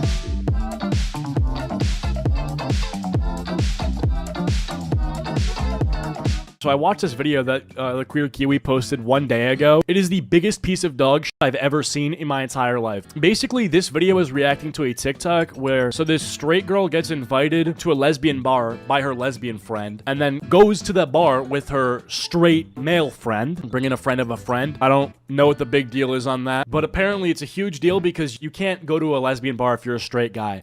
Federal crime. Yeah, apparently it really is that deep to these people. If you are a man and you go to a lesbian bar, which by the way, we don't want to go there, okay? If ever a straight guy is in a lesbian bar, he was brought there by his friend who is a girl, or his wife, his girlfriend, whatever, and he's there, you know, just to make sure the wife's happy, make sure the girlfriend's happy, something like that, you know? They're only going to appease their significant other. Greetings, guys, gals, and non-binary. Yes, bro! Greetings, guys, gals, and non-binary pals, and welcome back to... I love that intro so much. Greetings, guys, gals, and non-binary pals. It's got like that little Quavo Migos flow. Cooking up dope in the crock pot. Hubba hubba bubba. Greetings, guys, gals, non-binary pals. Bro, she's literally rap god, but she's gay. She's a gay rap god. I am a little bit late to be making this video, but that happens all the time. I am always late, as I'm sure you all know by now. Me when I'm late? Me when I don't arrive on time? Am I late? You guys know me. I'm always so tardy. Mondays. Am I right? Anyway, we gotta skip ahead in this. Alright, so here's the TikTok that she's referencing. She's always laughing at her own jokes, bro. Friday night, I went to my first lesbian bar. I was about to go home early, but then my friend who's a lesbian came over to the bar at the restaurant we were at and said, Okay, so I already kind of told you the story, but I think it's funny. Women basically do what I do when they're telling stories, but instead of it, you know, how I talk over CSGO gameplay, they just do their makeup. Like, the makeup is their little Subway Surfer shit. It's their GTA driving footage juxtaposed to whatever clip is playing. They're doing their makeup as they're talking. So today, I was on a bus and there was a homeless guy and he smelled really bad. Anyway, it's like something like that, bro. Meanwhile, I'm talking over like Surf or something, and I'm being like, so this fucking homeless guy was on my bus, and he was just smelling like shit. And I said, get a life, get a home, stop being poor. People who say men and women aren't different, it's like, this is their CSGO footage, okay? This is their Subway Surfers gameplay, their ADHD brain stuff. They need the stimulation, so. I'm gonna go to this bar, do you wanna come? And I was like, absolutely, why not? We got there and I was having so much, everyone was so nice. The music was all like Renee rap and I was living my best life until one of our guy friends wanted to meet up with us and he comes into the bar for quite literally 2 minutes. Literally wanted to come in, say hello and leave. Girl approaches him pretty soon after he walks in and goes, what are you doing here? To be honest, I was a little taken aback because as a straight woman in a gay bar and also a straight woman who goes to a a male gay bar. I've never felt like that before or been approached like that. So literally her straight male friend is with her at the bar, and then this chick approaches the dude and she goes, "What are you doing here? What are you doing here?" That specific string of words. Like, you don't belong here. What the fuck are you doing here? This is a girls lesbian only space and you're in it, okay? We believe in segregation. Jim Crow, motherfucker. Get out of my bar. Go to your bar. I heard the water fountains are a little worse there. Yeah, we're separate but equal. It's literally segregation, but based on sexuality. And then apparently, we'll get into it, but the Queer Kiwi is supporting it, and the girl in the story is also supporting it. So that's that. The girl goes on to say, like, I've been coming to this bar for 10 years and blah, blah, blah. Basically, like, my friend. In my 10 years of teaching, I've never had a class this disruptive. She's gonna pull something like that, but replace the class being disruptive with a man existing. In my 10 years of being a gay girl at this bar, I've never seen a straight man here. Okay, grow up. Grow up. Always find it so funny when lesbians or gay guys are beefing with straights. We fucking made you. We own you, lil bro. We made you. You would be nothing without us, okay? We literally made you. Get owned. L ratio. I own you, lil bro. Didn't belong there. Now I get it. It's a gay bar for women. But the amount of very obviously flamboyantly gay men that were in that bar that were not being approached and yelled at was wild. And I'm just curious, your thoughts on this, because I was like, I looked at her and I was nice until I wasn't. But the way she spoke to us, like, as a group, and I looked at her and I was like, he is with us, he's good. Like, she was not having it. She did not want him in that bar at all, and I get So it's funny, right? She goes on to explain, there's 3 types of non-lesbians at the lesbian bar, but only one type of them needs to leave, okay? The straight woman who's not a lesbian can stay. The gay man who's not a lesbian can stay, but the straight man who's not a lesbian needs to leave. Why? Why specifically that? Yeah, probably. If you're a straight guy and you go to a gay bar, I mean, obviously, you know, because they might be attracted to you, so they might treat you differently. But ultimately, it's like, they're not going to have any beef with you. Whereas if you're a straight guy and you go to a lesbian bar, they're like, you need to leave. You can clearly see there's not only a double standard here, there's a triple standard, because there's 2 non-lesbians types of people at the gay bar, or there's 2 non-lesbian types of people at a lesbian bar who are allowed to stay, but the one of them that needs to leave, like, why specifically that type? Anyway. Get it, but like, we had already been there for a while, and So, yeah, what she's saying, by the way, is she's saying there's no rule saying a man can't go to a lesbian bar, and then she goes, not that I know of, which is to me so Jim Crow coded. It's like, yeah, you can't be here, sorry. Your kind can't be here. This is a space free of your kind.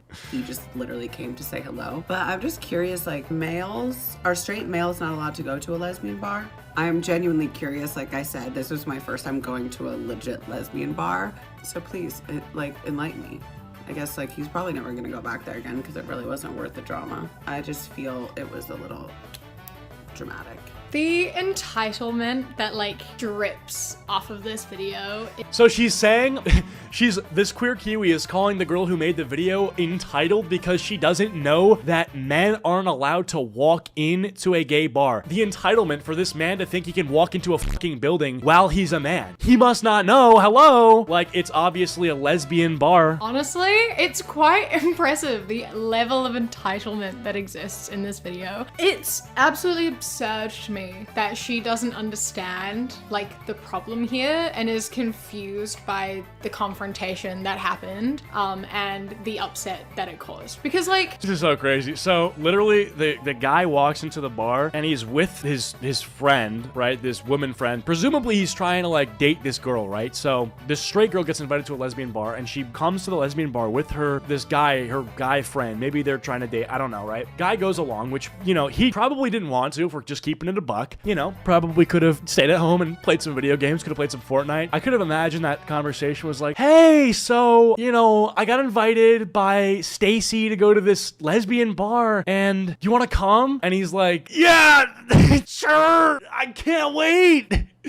Oh, that'll be great. I'd love to go. You know, and he's like, yeah, you know, I'll go. He's, you know, either because he's trying to be a good friend or because he wants to, I don't know, raise up this girl or something, right? And so he goes, and then he's in the bar, and then a girl comes up to him, a lesbian girl comes up to him, who's in the bar and is like, why are you here? You're a man. Do you not know where you are? You are literally a man, and you're in a lesbian bar. I'm a totalitarian fascist, and you need to leave, okay? You will not replace us. You need to be deported you're flooding the border, you're taking our jobs, and you need to be deported, okay? I'm having the lesbian border patrol come and escort you out of the bar as we speak. Cops are called, you're done. I know a lot of Mexicans, they're great Mexicans, but when Mexico sends their people, they're not sending their best. When Mexico sends its people, they're not sending their best. Yeah, they're ow. not sending you. Oh, my fucking funny bone. Oh, my arm's numb. My arm's numb. I actually can't feel my arm. I can't feel my arm. I can't feel my arm. Oh, it's okay, it's back. When Mexico sends its people, they're not sending their best. They're not sending you. They're not sending you. They're sending people that have lots of problems, and they're bringing those problems with us. And that's basically how Queer Kiwi is talking about men in lesbian bars. You're not sending women, you're not sending gay guys, you're sending your straight guys, and we don't like it. I so believe in this, like the horseshoe theory. When you go so far left, you eventually go back to being like conservative in some ways, you know? Because there's this question on the political compass test that makes you like authoritarian, which is like, I guess, presumably like conservative, right? And it's the question is like, all people have different cultures, but it's best that some people stick to their own kind, right? And I generally tend to agree with that question because I think that some cultures are incompatible, like feminism and like radical Islam is just like, how are those two gonna work together? Like, please tell me how that's gonna work. Or like Southern hunters who hunt for fucking game and deer, how are those gonna be friends with furries? Like, please explain how that's gonna work, right? So I tend to agree with that, but that's not like the liberal position. The liberal position is like, we should all be friends and work together and whatever. And it's like, she's so far left that she actually adopts the authoritarian position again, which I think is interesting. And if we take sexuality out of the conversation, even if we removed that and we're just like, this is a woman's space, because, you know, she is a woman, so she should be able to understand that at least, right? You don't invite men into that space, because it is a sanctuary away from men. Literally Jim Crow. That's like, our white schools are a sanctuary from the others. It's literally, it's the same. Oh, it's so funny to me, man. And also think about it like this, okay? She's calling it like a sanctuary, right? And you need to be a lesbian to be in a lesbian bar. It's a queer space, but like just straight women can go. You know those straight women, you know they like guys, right? The enemies, they're deep in enemy territory, just FYI. So, you know, that's a thought to keep in mind. Also, what do you do, okay? So I'm not, let's just say I can't enter the lesbian bar. Okay, fine. Okay, I can't enter. Border Patrol is strict. They'll deport me. They'll keep me in custody at the border or whatever. What about this, okay? I'm dying of dehydration, literally. I need water or I will die. I need a drink of water to replenish my body. I'm dehydrated. I'm thirsty. I need water. The only place I can go is the lesbian bar. I need to drink it or else I legit will just drop dead. Wouldn't the acceptant thing to do to show me compassion on a human level would be to offer me like that water? Hey, I'm dying of thirst. Do you guys have any water I could have? What? The entitlement. You're a man. Like you, I need water. And especially cis het men. Like she mentioned that there were some like flamboyant gay men that were there, and like, why isn't that a problem? The double standards, bro. Men can go to lesbian bars if they're fucking gay. Oh, duh. Why didn't I think of that? Because obviously, if they're straight, they might try to flirt with the lesbians, even though that's the most counterproductive thing possible because they don't even like men to begin with. If you're going into a lesbian bar as a guy trying to pick up girls, I sympathize with you because you're on the autism spectrum. You have no awareness of your surroundings, bro. That isn't so much of a problem. Is one, if they were invited by like their sapphic friend, then they are allowed to be there, just as you as a straight woman are allowed to be there. They aren't going. So if a gay guy gets invited by a lesbian to go to a lesbian bar, he's allowed to, but if a straight guy gets invited by a lesbian to go to a gay bar, he can't. How the f does that make any sense? She's making exceptions for non-lesbians of all sorts, except for this one particular type of non-lesbian to go to a lesbian bar. Going and like hitting on women and making women uncomfortable. They are there. Why would you assume that a straight guy at a lesbian bar is there to hit on lesbians? How does that make any sense? If a straight woman was at a gay bar, would you assume the same thing? She's just here to find more men. No, of course you wouldn't assume that because you have a double standard, a gross one that's not really based in anything besides your own sort of like delirium, your own delusion, your own echo chamber that reinforces these very brain dead takes that you have. With their sapphic friend because they are both queer, they are in a queer space together and respecting. So it's a queer space now, because before it was just a lesbian space, which is a specific type of queer. It's a specific sexuality, but now it's just queer. It's just not straight. How do we know that the guy that the girl was with wasn't asexual? How do you know that he even wanted to be around women in the first place? Because remember, it's not LGBT, it's LGBTQIA. Do you know what the A stands for? Asexual, not interested in sex. So many assumptions being made, all because this person hates men and just assumes the worst from them at all times. If she thinks a man is doing something that she doesn't like, it's always because men are evil. It's not because maybe she has a problem where she stereotypes men, or she has some sort of untapped into trauma, undiscussed trauma, childhood, early development, whatever. It's always because it's always the men. When in doubt, blame the man. That they are a guest in that queer space. If they are gay men who are going into a lesbian bar unaccompanied, then no, they shouldn't be there. I will stay that. You just said it was a queer space, dumbass. You literally just said it's a queer space. It's open to the queers. Okay, hi, I'm queer. I'm very queer. Big old queer here. Rainbow RGB dildo back at my crib. Lights up. It's got liquid cooling. I play with it. I'm gay. Can I get a drink here because I'm queer? Oh, I can't? Well, what happened? You just said it was a queer space. Well, shucks. I guess I'm not allowed to be. This is homophobic. Gay men going into a lesbian bar by themselves?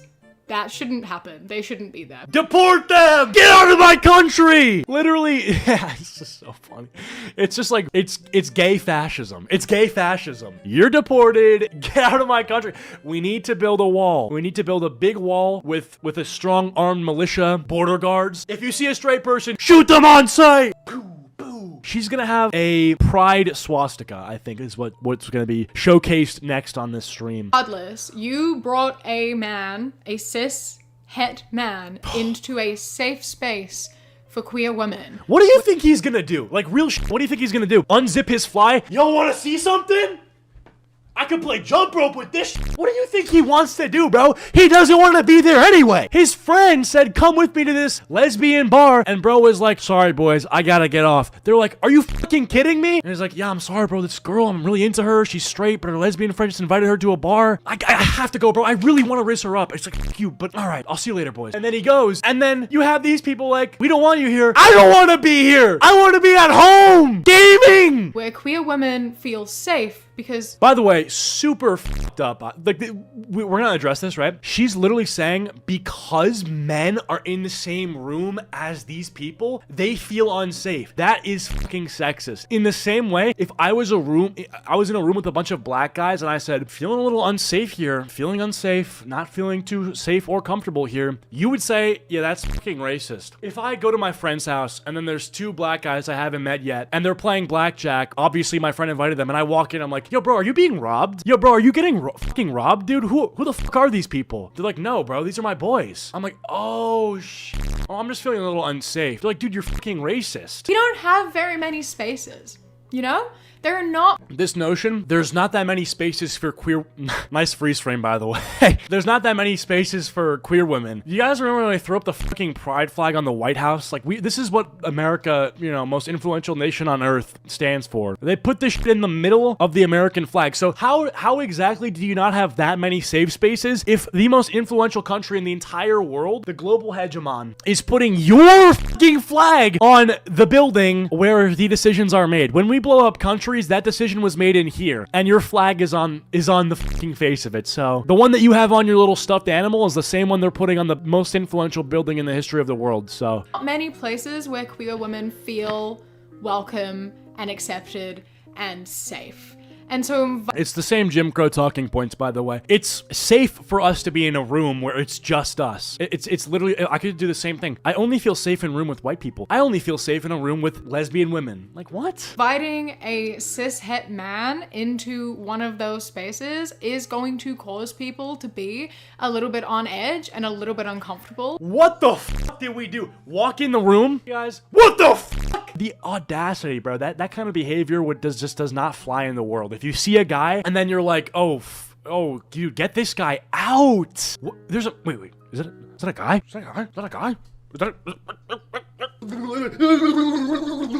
because a lot of cis-het men really like to go into these queer women spaces and take it upon themselves to hit on women and make— What? No, we don't! We want to stay home and we want to be running COD Zombies. We want to be playing Fortnite. We're not going to lesbian bars to pick up chicks. This is delusional. This person is— what kind of delirium is this shit, bro? No man does that. Not a single guy does that. Who the— wait, is there like— is there any stats backing that up? I'm gonna just like, what percent of straight men go to lesbian bars to pick up girls? Not seeing anything. Excuse me. So literally nothing. You know, when you say shit like that, you should probably prove it. A lot of straight guys go to lesbian bars to pick up girls. No, we go to straight bars to pick up people who would want to be with us. What? make women uncomfortable, and it really ruins the entire thing for everyone that it was. Saw a man, night ruined. Imagine you must be a fucking different kind of snowflake to see a guy in the same room as you and then go, night ruined. Why? Because I had an imaginary thought where he flirted with me even though I'm a lesbian. I had some sort of a schizophrenic episode where I imagined this guy walking up to me and saying a nice thing to me, saying I look good because I'm a lesbian. I can't fucking even perceive of a reality where that happens. That would ruin my night. God forbid a woman is uncomfortable, bro. And how may you ask, is she uncomfortable? Oh, because you existed, bro. You've got to return to your Pokeball the moment you walk into a lesbian bar, okay? Your straight friend needs to be like, Pikachu, come back. And then you got to be put in the pocket for the entire night. You can't be out. You can't be seen. You're like a Nazi tattoo, bro. We gotta hide you.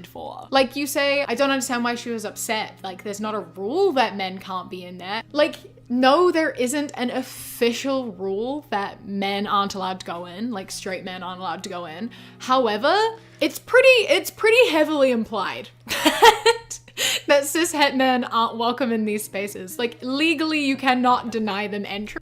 But under the Queer Kiwi regime, that would be otherwise. We'd send the straights to something called concentration camps. And, we wouldn't have them there. You know, legally we can't do anything about it, but in my ideal world, there would be a denial of entry to these people. They need to be dealt with. They need to be quarantined. Genuinely hide the straights. They can't exist, okay? Just keep them away from lesbians, you know. Their untainted lesbian innocence cannot be infected by the horrible plight of these straight men. You know, it just can't happen, so. But it seems like a pretty obvious conclusion to draw to not bring those people into these spaces. By the way, this person, I'm not even joking, I know everyone here is like assuming, okay, she's a lesbian, right? Because she's the Queer Kiwi. She literally has a fucking boyfriend. So if she were to go out to a lesbian bar and her boyfriend was like, hey, can I come with you? I have a surprise. She'd be like, no, you can't. I'm your boyfriend. Can I go? No. What? Hello? Like, it's delusional. And to make it even worse, this lesbian bar is one of only 3 in the entirety of New York. I can tell you right now that is not true. How many lesbian bars are in New York? So there's 3 bars in New York. Oh wow, okay, actually, okay, hey, maybe oh wait, no, this says 7 best lesbian bars in New York City. I was gonna say there's only 3, and she was right because the Google search said 3, but I click an article and this says there's 7. I found 7, so all right, so we got 1, 2, 3, 4, 5, 6. It's more of a restaurant than a bar. It's lesbian owned, lesbian paraphernalia. So this is already not true. There's not 3 lesbian bars, bro. There's 7. I found 7, bro. So this is already not true. Get owned. And it has a capacity of 75. Only 75 people can go in there. And you took up one of those space with a cis-het male friend to come say hi, which is— Okay, was it full? Who's to even say this bar was even full, bro? If it wasn't taken up by anyone, then he didn't take a slot. This is literally the logic of like a Mexican enters the country and gets a job as a plumber, right? Or whatever. Okay, let's just say he gets a job as a plumber. And then like Queer Kiwi is like, well, you took the white person's plumber job. It's like, well, no, there was no person who had that job. This person just had it. They just got the job. This person didn't replace a white person's job. They just got a job of their own, you know? When someone gets employed, that doesn't mean someone else gets fired. Meaning like when a straight cis man enters a lesbian bar, that doesn't mean someone else gets kicked out or that space was taken up that was meant there for lesbians or something. Let's say there's 40 people in a bar and the capacity is 75 people. They need more people coming in. And also, the straight guy's probably gonna do more business there. Guys drink more alcohol than to get drunk, so they're probably gonna be a more lucrative patron. So in a weird way, he's gonna be supporting the queer spaces more than the actual lesbians are. And to come say hi, which is bullshit because he had to wait in line to get in there. I know there was a fucking line to get in there. He had to No, you don't! No, you don't! You made that up! I know for a fact there was a... No, you don't! Literally delusional. I know there was a line to get in. How? How? Please tell me how. Please tell me how. wait in line to get in there. There's no way he just went in to say hi. How is that? How is there no way that there's not a line for the bar? How do we know that? Bars do not always have lines. Maybe it's like a fucking Tuesday or a Monday. Umbra with the 20, let's go. Bro, do you guys want me to dance like a fucking monkey or something? Like, what do you want me to do? There's no proof or evidence that he started a fight or anything. Like, what? You're just making shit up. Literally assuming the worst case scenario for no reason other than to like fucking push this anti-men propaganda because you're a psycho. That didn't happen. And I also would like to add in the part where she's like, I as a straight woman go to male gay bars all the time. Why isn't that a problem? Why am I allowed there when I don't think So that's a double standard. How does she explain it? straight women should be going to gay bars either? Why? Who the fuck cares? Who cares? It's not that deep. Oh my god. Blood's never heard of a good ratio. Blood's never heard of a 50-50. Just because you are more accepted there than like straight men are at lesbian bars doesn't mean you should be there. So, but why are they more accepted there? Could it be that your style of thinking of assuming that men are just there to flirt with lesbians, that delusion is mainstream in the lesbian community? I don't know. Look, you're like a chief member there. You should probably contact the lower ups and the higher ups and see what's good, because that seems to be the prevailing narrative. I don't think you should be going into those spaces either. Straight people, you have all of the bars. All of the bars are your bars. Can you leave ours alone to us? Bro, we want to, okay? But if there's a baddie and she's like, hey, come to this lesbian bar with me, I'm gonna have to go, bro. I'm sorry. Like, yeah, you don't hate the player, hate the game. If I'm with the baddie, she's like, my lesbian friend invited me to this lesbian bar. And I'm like, and she's like, you wanna come with? I'm like, yeah, sure. I'd love to. And it's like, I don't want to. Dude, trust me. We'll make an armistice. We'll make a treaty. I don't want to go to your bars. I don't. I really don't. But look, man, if I have to, I have to. It's called a compromise. And think before you sleep is in chat. My ears hurt now. I'm sorry, bro. It's a high energy stream. I'm kind of hyped up. It's that stock coffee. Does anyone know what that is? Is that even how you say it? Dude, if you want a live stream, pour up a cup of this and then go live, you'll be fucking flying. And I quit Monster. I don't want to like lose my fucking before age 30. Because you know how diabetic people, like, their feet need to be amputated? I feel like Monster's gonna do that to my like, they'll be like, your does not work, no burners, too much Monster. What does it mean, doc? It's gotta go. And they're like, for an extra, we'll give you $100 if we can keep it in a medical safe. So if a transgender comes in, we can give it to them. I'm like, all right, I guess I get it's $100. Just do pour over coffee. Healthiest way to drink coffee. What even is that? I'm not familiar with your game, young man. Pour over. Is that the one with like the coffee filter? Oh yeah, it's with the coffee filter. Yeah, I can't. That's too much work. It's where you pour water over coffee. Maybe. Perhaps I'll look into it. Please. The amount of straight women that go into gay bars to feel safe away from straight men is quite astounding. There's quite a lot of them who do that and then will get like upset when they are hit on by queer women. And even if that's not you, even if you just go to a gay bar just to feel safe. I don't even understand. Is she speaking from experience? Because she's dating a guy, or was. I swear to, I'll have to find the clip, but literally she, in one of her videos, said like my boyfriend or something, and it blew my mind. I almost died or something. I had a stroke. Are you even really, seems like such like a Among Us imposter. Like I guess she's queer or whatever, and I guess you can date a guy and still be gay. I don't know. But like, look at her whole aesthetic. It's this whole fucking like, it's a gay aesthetic. I mean, you know, and she parades herself as this leader of the gay community. She knows what's up. She knows the ins and outs, you know, and now, but she's dating a guy and you're going to act like you're the expert. Like, I don't know about that. She's a straight boyfriend who must want to kill himself. Genuinely. It's like a grift. I don't even know, man. But if you're dating a straight boyfriend, like that's gotta be some weird, what's that called? Stockholm syndrome? Yeah. The psychological condition of a victim who identifies and empathizes with their captor or abuser. So according to her worldview, basically straight men are the perpetuators or the perpetrators of like all the bad things in society, but she still dates them. Oh, that's definitely some Stockholm syndrome. Is that like a real diagnosable thing? Because she definitely has it, bro. 100%. I'm going full armchair psychologist. Safer away from straight men. Now straight men have like caught on to that and know that straight women go there to escape being hit on by straight. No, what the dude, this is so delusional. So she thinks that straight guys go to gay bars to see straight women because straight women are going to gay guy bars to get away from straight guys. Literally delusional. Straight up actual delusion. No, we're not. The risk reward on that, by the way, is so fucking low. High risk, low reward. The risk is I go to a gay bar and literally like I wake up and my butthole hurts.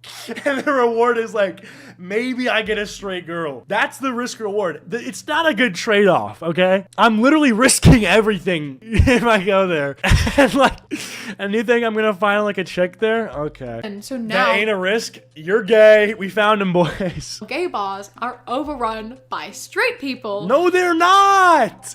What? Just are privileged enough to be able to take up all of the spaces. Please just leave us something. All of the bars, all of the clubs, they belong to you already. Why do you need to come and take our stuff off of us? You have these Mexicans, they're taking our jobs. Why are straight people taking all the gay jobs? It's literally the same, it's the same shit, bro. So far left that you're actually a fascist. It's literally, it's so funny. Think before you sleep. No straight man is going to a gay bar. Those guys are in the closet. Yeah, this method that she described is just not happening, okay? Like, let me just put it like this, okay? If my boy said, bro, I went to a gay bar last night, full stop, you're gay, right? But he goes on, that sounds like he's trying to like defend himself. No, I was only going there for the chicks, bro. I was going there because the straight girls go there because they don't want to see me. Bro, you're done. No, we found you, bro. Have all of them. And if you feel unsafe there and it's like not enjoyable, I'm really sorry. Like that sucks, but that doesn't really give you the right to come into our safe spaces and make our safe spaces feel unsafe.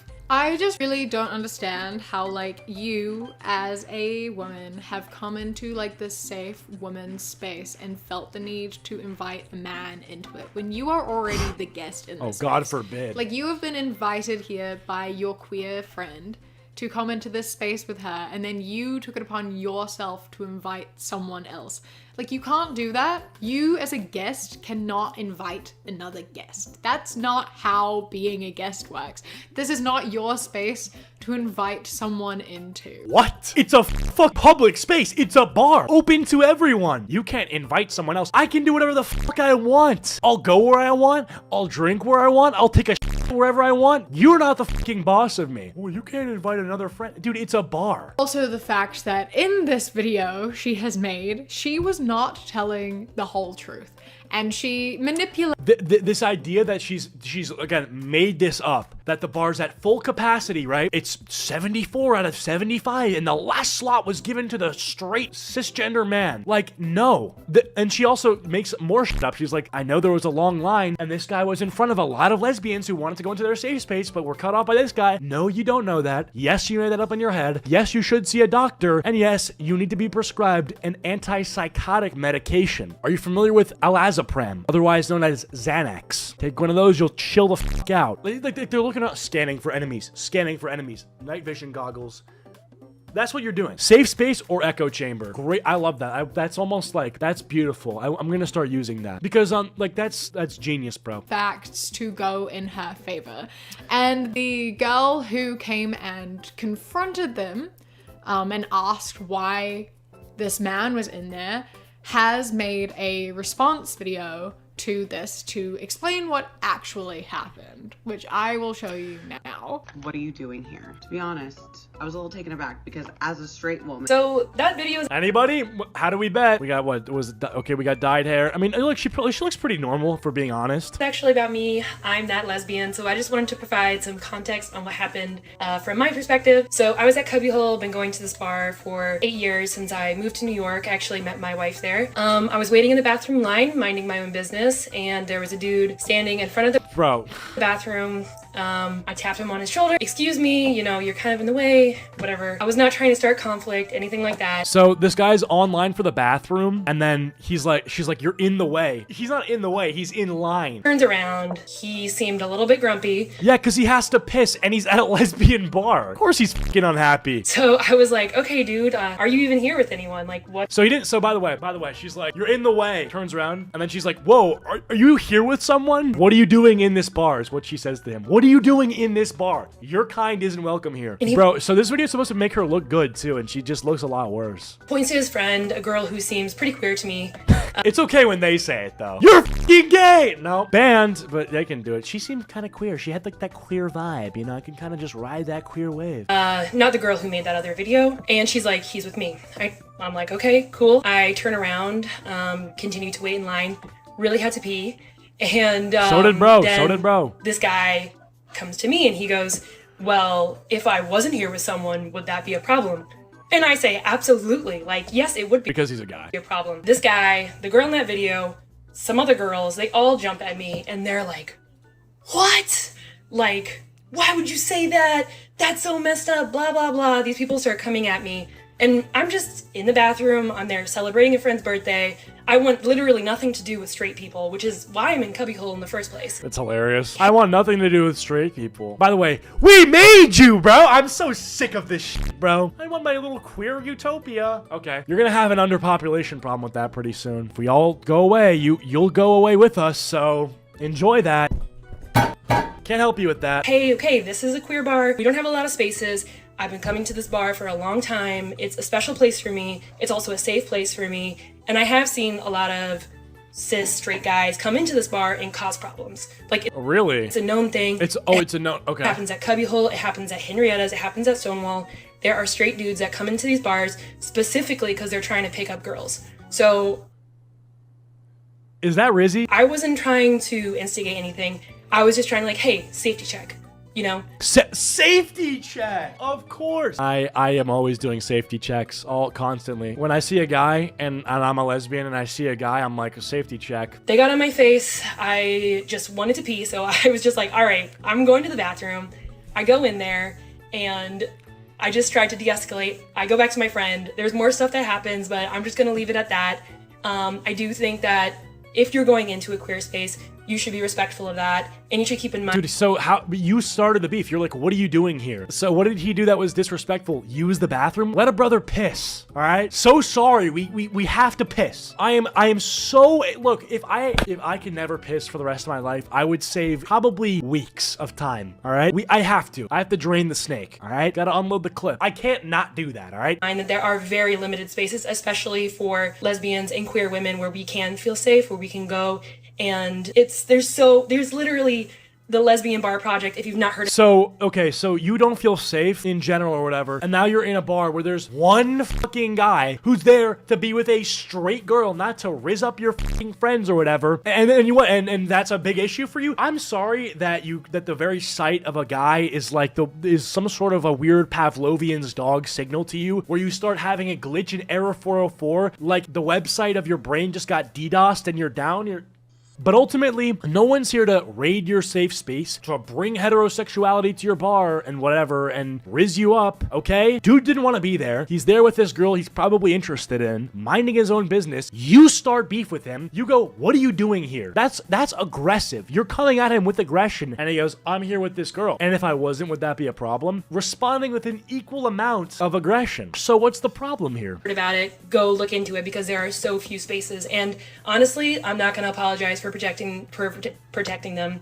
Yeah, I just get heated, but that's pretty much it. You didn't protect shit. You literally asked a man what he was doing in a bar that you don't own. It's public fucking space. And now you're like, I have to protect this place. Like you're Kyle Rittenhousing the lesbian bar. They're in my neighborhood. Self-defense. They were straight. Katie, and I'm not lesbian, and sorry, but actually not sorry. So she didn't even really confront him. Yes, she did! She said, what are you doing here? That's confrontational. Why are you here? Why are you in my country? Why are you in my bar? She just saw this man there and was like, hey, why are you here? Are you with someone? Did someone invite you? And then he responded aggressively. Yeah, because the question was aggressive, obviously. Why are you here? Who are you with? That's confrontational. You're literally questioning someone's existence, or not their existence, but like, well, yeah, kind of like, why are you here? Why are you existing in this location? You know, that's a pretty fucking confrontational question. And so he responds, he's like, I have friends here, and if I didn't, would that be an issue? Do you have beef with me? That's confrontational. Obviously, he's gonna respond with the same level of aggression. He responded with, oh, am I not allowed to be here without someone? Would that be a problem then? Like, yes. Like, yes. yes, it would be, actually. Like, what are you doing here? Because of this, there were a few people who called her out, like, why did you assume he was a cis man? Like, how did you know he was a cis straight man? And that'll be fun. I can't wait for this because by their own worldview, right? You can't assume people's like identity and stuff. So why did this person assume that this was a straight man? He could have been a gay man. He could have been gender fluid or something. Non-binary. Hey guys, gals, and non-binary pals. The ones that you shout out in your fucking intro. How did you know he was a cis straight man in the first place?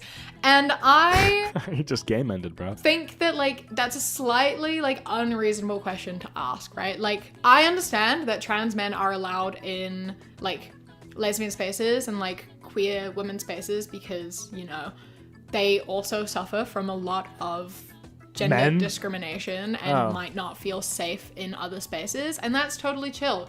I respect that. I understand that.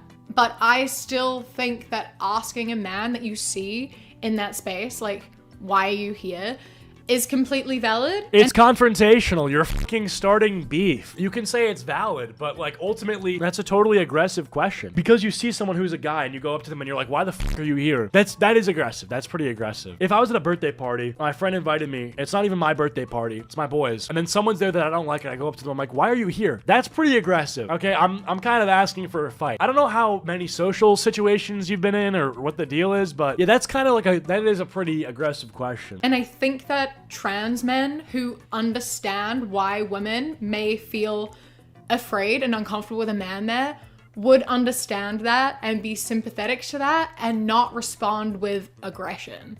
So I feel like just responding with aggression kind of solidifies the fact that this is a cis het man. Like he was grumpy, so obviously he's cis. Also, like unreal because like you were aggressive to him and he responded with aggression. Oh, because he was responding with the same tone that I used against him, he must be cisgender. How does that make any sense? The arrogance and the aggression in that response really solidifies that this is not his space, but he feels like he deserves to be in it. You know what I mean? No. I'm sure that I don't know what you mean. If you approached a trans man and asked that, they would respond in a much gentler way. Either, you know, saying that they are trans because they're in a space where it is like safe to say that, or by just being like, hey, I'm sorry, yeah, I'm with those people over there.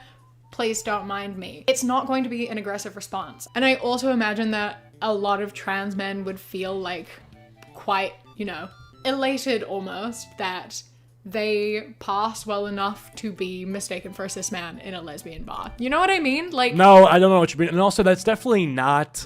You literally just said men are not welcome here. So why would a girl who transitioned to be a guy after being aggressively confronted, like, why are you here? Why would they be like, oh, you really don't like me that much? I must be a man. They're not going to respond with aggression. And I think that really answers the question, and think that that makes it unfair that people are being like, well, how did you know? Why did you assume? Like, she didn't. She just asked a man why he was there, and he responded aggressively, so... No, it wasn't just a like, hey, how are you? So what brings you here? It was, what are you doing here? Why are you here? Totally dishonest. Kind of answered the question for itself. And then I find it so funny, the contradiction here of like, the girl in the original video said that he was coming in to say hi and then leave, which we already knew was bullshit because he waited in line to get into this bar and steals a queer woman's spot in this very small bar. But anyway, she came out and saw him at a table chatting with these two women. So that doesn't really seem like coming and saying hi and then leaving. That seems like coming in for a drink and hanging out there. Oh no, he's doing business with the establishment? This guy ordered a drink at a bar? It's not like that's what they're there for. It's not like that's why they exist and have business. Oh my god, why would he do that? Also, like I said earlier, him doing business there should be good for you, okay? Guys drink more, they take more drinks to get fucked up, and so therefore that money's going back to the lesbians that you love so much, so, you know, that you should be thanking us for that. Or not us, but, you know. Continuing to take that space.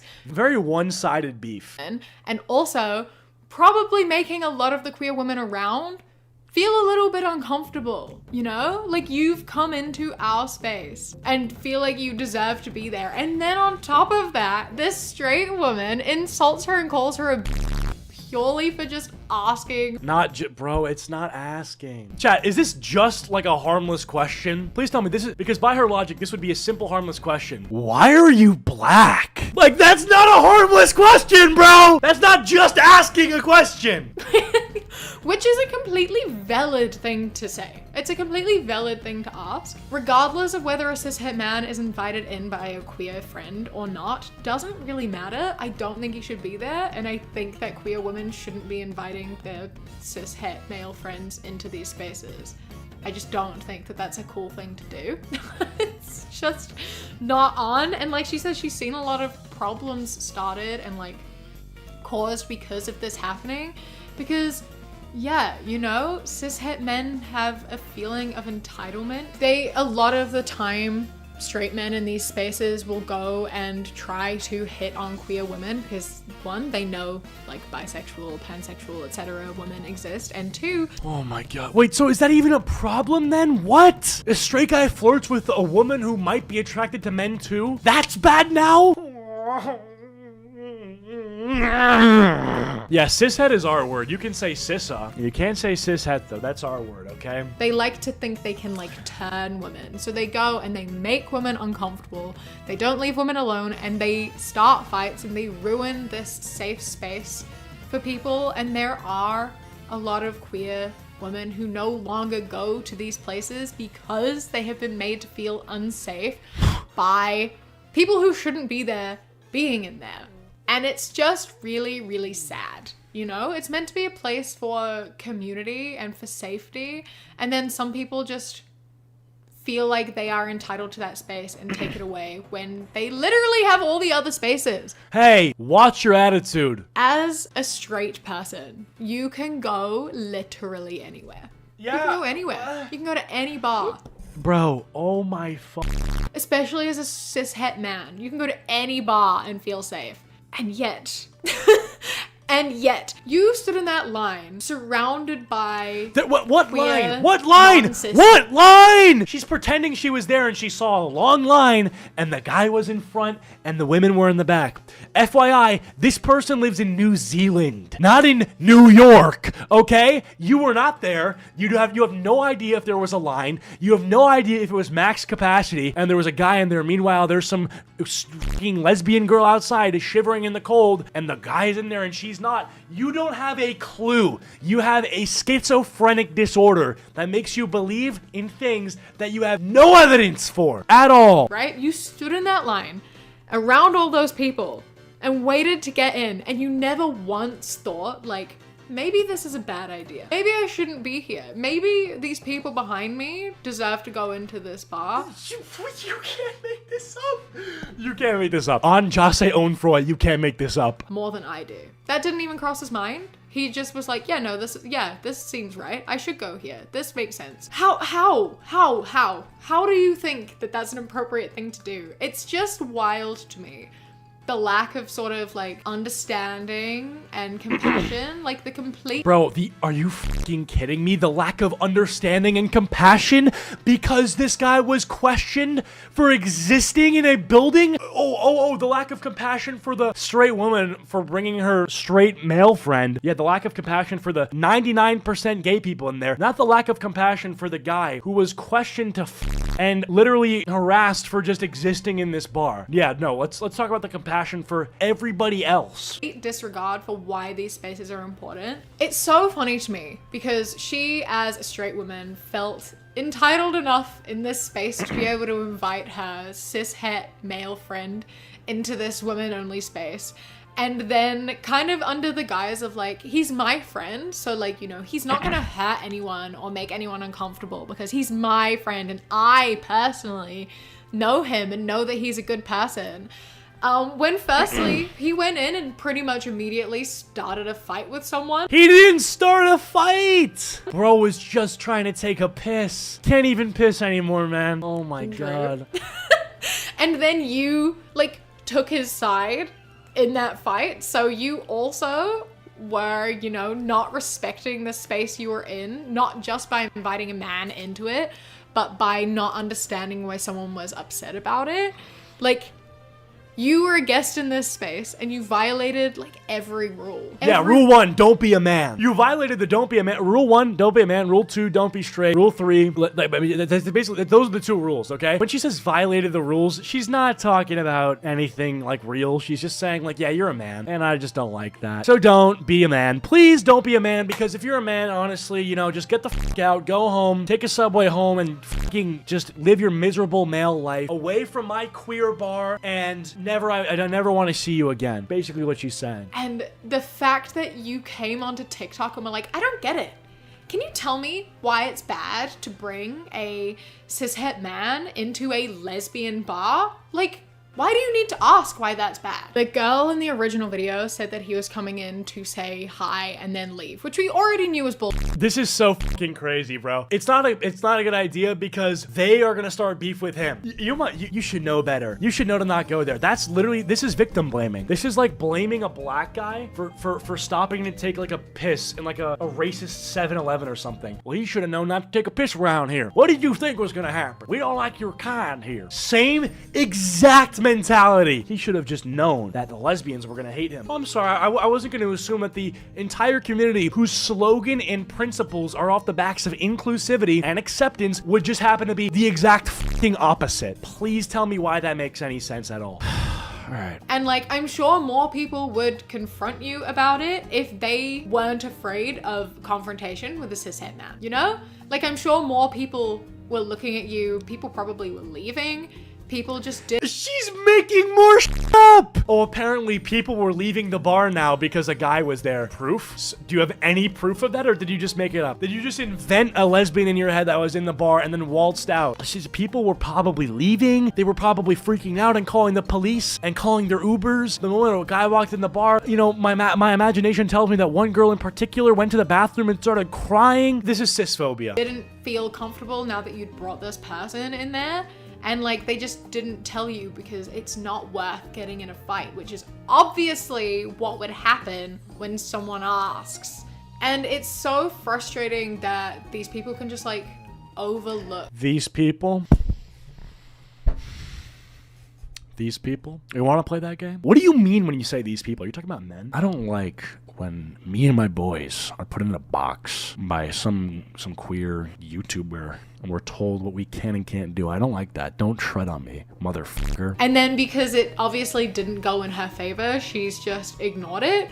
But she's kept the video up because I'm assuming she's on the creator fund and is probably getting money. What? So she's not deleting the video where she's getting loads of hate vibes and hate comments because she's making money off TikTok? Oh yeah, dude, it's worth it to get harassed to fuck by the tolerance and the rainbow mafia because I made 2 cents off TikTok. Literally a conspiracy theory. Oh yeah, she's probably in the creator fund and is making money off the hate. What the fuck are you talking about? Literally assuming that this person is keeping this video up where they're getting so many hate comments because they're making money off of it. From this video that has over 1.5 million views, which is something else entirely. 5 cents. A fat fucking nickel. Honestly, I feel like that adds a whole new layer to the whole thing. What, that I got views? Yeah, this video has been a bit of a mess. I had notes and then I just got kind of sidetracked and went all over the place. My brain is fried today. Oh, really? Wow, really? You sounded so professional and so coherent this entire video. You're like, this is just so cogent, not coherent, not cohesive, I should say. Yeah, you just sounded so put together. Your brain's fried. What? Really? Your brain wasn't working this video? Coherent, that was the word, sorry. Oh, your brain, oh, I didn't know your brain was fried, bro. You sounded great. This is like your boy with bloodshot eyes. Hey, do I look high? It's like, no, you look fine. Holy fuck, he's faded. No, dude, you look great. Go talk to that cop. Go play rock, paper, scissors with that cops. Yeah, let me know your thoughts on this whole thing. I think that we should keep, spaces for queer people to being for queer people, especially when it comes to gender minorities. I think that we need... Aren't women more... women are not a minority, though. Aren't there more women than men? Isn't it like 51-49? Is this woman on a Percocet? It's all spelled wrong. Non-binary people and women, we need safe spaces, and we need straight people to stop taking them away from us. Yeah. They're taking our jobs! They're taking our jobs! Have you seen that South Park thing? South Park, they're taking our jobs. I hope you enjoyed this video. Don't forget to leave a like and subscribe. A massive... Alright, yeah, no thanks. Anyway, that was that. What a horrible video.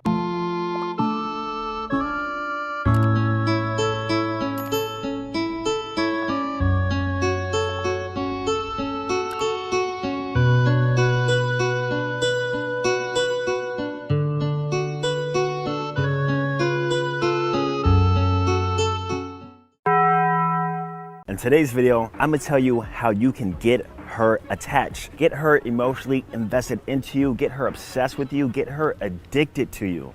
We're already off to a great start. Get her obsessed Dude. with you, get her addicted to you, get her attached to you. None of those things are good things. You shouldn't make don't know if someone it's that serious. emotionally dependent on you. You shouldn't make someone attached to you and obsessed with you. You shouldn't make someone feel as though they need to be with you, because that is unhealthy. I think he's just being hyperbolic. I think he's just saying like, how do you get women to like you? Dude, this is insane, because she also complains when guys are awkward. So like, how are you gonna create or complain about a problem, and when guys offer a solution, you complain about the solution? This is why the left is failing with young men, because they're not connecting with young men. Okay? The Queer Kiwi comes on here and says, you have no game and just make a dating account, bro, and that's it. And then this guy's like, no, like this is how you're gonna have Riz. And then she's like, dude, what? That's manipulation. Unreal. Should we watch more Queer Kiwi content?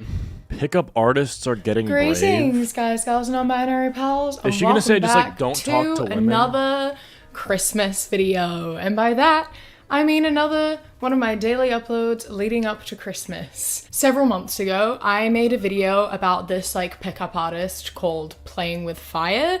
And recently I revisited his channel because I was like, I wonder what he's been up to. I wonder if there's any more good content that I can squeeze something out of. And when I went to his channel to watch videos and completely fry my brain, I ended up falling down a bit of a rabbit hole of going through different like dating coaches, pickup artists. Red pill means you think game is the most important thing. But I think red pill is more about just understanding the nature of females and applying that to your overall dating strategy. Knowing how, how women subtly test and do little shit to see if you're internally strong, if you're psychologically strong. Understanding the female mind and how they work is the key to success. The key to the best return on your investment, because that's what women are. What? Like what? Obviously, it's a transaction. Like, what the fuck? No, stop. That's so fucking disingenuous. No, you invest time. You invest energy.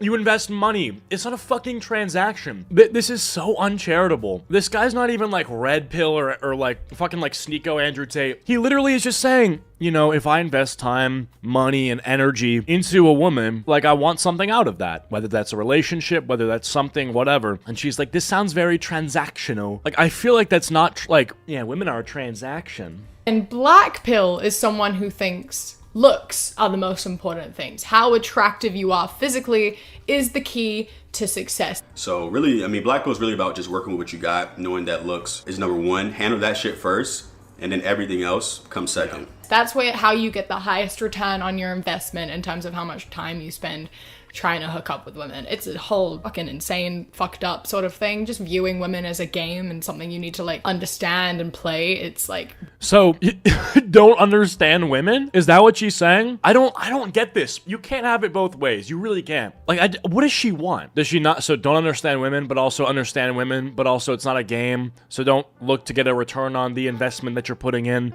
None of this makes any fucking sense at all.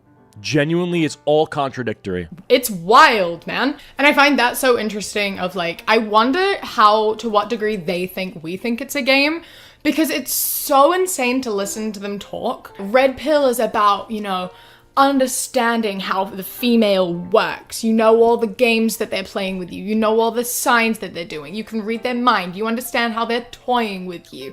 You know that they're trying to get you to do this and admit to this, and they're playing with you like this. And I'm like, bro, not everything is a game. I know you view women as a game. Dude, this is such a bad way to look at it, right? Because it's not viewing women as a game. But like, people be like, that's how the game is played. I just feel like that's just not how, when people say it, but that's what they mean. Like, am I just a fucking game to you? It's like, no. But like, there's ways to play the game. Like, making the first move as a guy, like that's how the game is played. Like when people say that, I feel like that's what they mean. So I just don't know if she understands that at all, which is unfortunate. And I know you don't view us as equal human individuals, but it's what the fuck? So talking to a girl and trying to understand women means that you don't view them as equals? Like, this doesn't make any sense. It's not a game. It's life. The game of life! Hello? That's what people say all the time. Trying to play mind games. People like to have conversations and get to know you. No one is testing you, per se. And like, if someone is testing you, it's not then your responsibility to try to manipulate them in order to pass the test. They're doing what you call a vetting process, where you test them in return. But like, it's not a game. It's about trying to find someone compatible, you know? And it's so insane that you're like, here's how to manipulate them into thinking that you pass their tests. What? Dude, no. So basically, this man is a red pillar, not an incel, although he does hold some incel values, such as the 80-20 rule, which is 80% of women are only attracted to 20% of men, except he actually thinks it's the 90-10 rule, so 90% of women are only attracted to 10% of men, which is so ridiculous. That's such a ridiculous But like, thing to doesn't she believe most men are trash? She literally believes 90% of men are fucking garbage. Not all men, but most men. So she believes the same shit, just in the opposite direction. If these red pill guys are like, oh, most women go for the top 1% of men, she also only goes for like a small portion of men. She thinks most men are fucking trash, and she says that. Like, don't pretend that any woman can get any person they like. Don't pretend that you would, like, go after any woman. You're like, women have expectations. They want you to be high value. You need to be... It's always just height, status, and money. You need to have those three things in order for a woman to like. Dude, no. Those three things don't matter in terms of building a long-term relationship. But implying that like only 10% of men will ever end up in a relationship is just so whack. That's so untrue. Women and men are like equally as likely to end up in relationships. There's not like... Wait, what? So this is percentage of adults who say they're single by age. This completely fucking debunks what she said. Men ages 18 to 29, 63% of them are single, while women 18 to 29, 34% of them are single. She probably is using the 50 to 64 thing, because this is 30 to 28. So there you go. This fucking debunks her like instantly. This is like the Ethan is Online effect, where they can't even do research properly. This is Pew Research as well. I'm looking at you right now, right? Okay, I can see you. I have eyes. You cannot tell me that you have a hard time finding women who are willing to hook up with you. You cannot look me in the eyes and tell me that is difficult. You can say whatever you like. You can tell me that game is the most important. Understanding a woman's mind is the most important. You could go into a club and not say a single word and someone will go home with you. Don't... Wait, did you just go with the black pill? That is the most black pill shit I've ever heard. That's like the most like looks maxing vindicated shit ever. Literally saying game doesn't matter. It's all looks. Holy shit. That's Don't straight bullshit incel me. shit. I know. Don't bullshit me. I know because I would. And that's where this like whole thing of like men. Yeah, literally. Okay, well, she just admits she wants to sleep with him because he's hot. Women get emotionally attached. They can't like just sleep with you and like never get attached to you. Bro, the second you open your mouth, I don't want anything to do with you. You know, like I don't agree with your values. I don't agree with anything that you're saying ever. But you're hot. Bro, what? Dude, I can't believe this. This is literally just black pill. I would lose interest and we would not have a connection and I would not date you. You know, like it is important. But like in terms of just like casual hookups, it's really not as important as you seem to think it is. Really all you have to do is not be creepy and not be an asshole. The problem comes when you start going up to women like during the day at a cafe, in the mall, walking down the street. That's when you're gonna get rejected. It's got nothing to do with game or attraction. It's just... But you literally... I feel like I'm losing my mind. She literally just said it does. That you have a hard time finding women who are willing to hook up with you. You cannot look me in the eyes and tell me that is difficult. You can say whatever you like. You can tell me that game is the most important. Understanding a woman's mind is the most important. You could go into a club and not say a single word and someone will go home with you. Women tend to be more open to meeting people online than they are in person. And I've asked why they're more open to meeting people online or in nightclubs versus during the day. And they all pretty much say the same thing of, when I'm approached during the day, it's really creepy and I'm uncomfortable. And his response to that is, so guys, you need to practice. No, you need to leave women alone.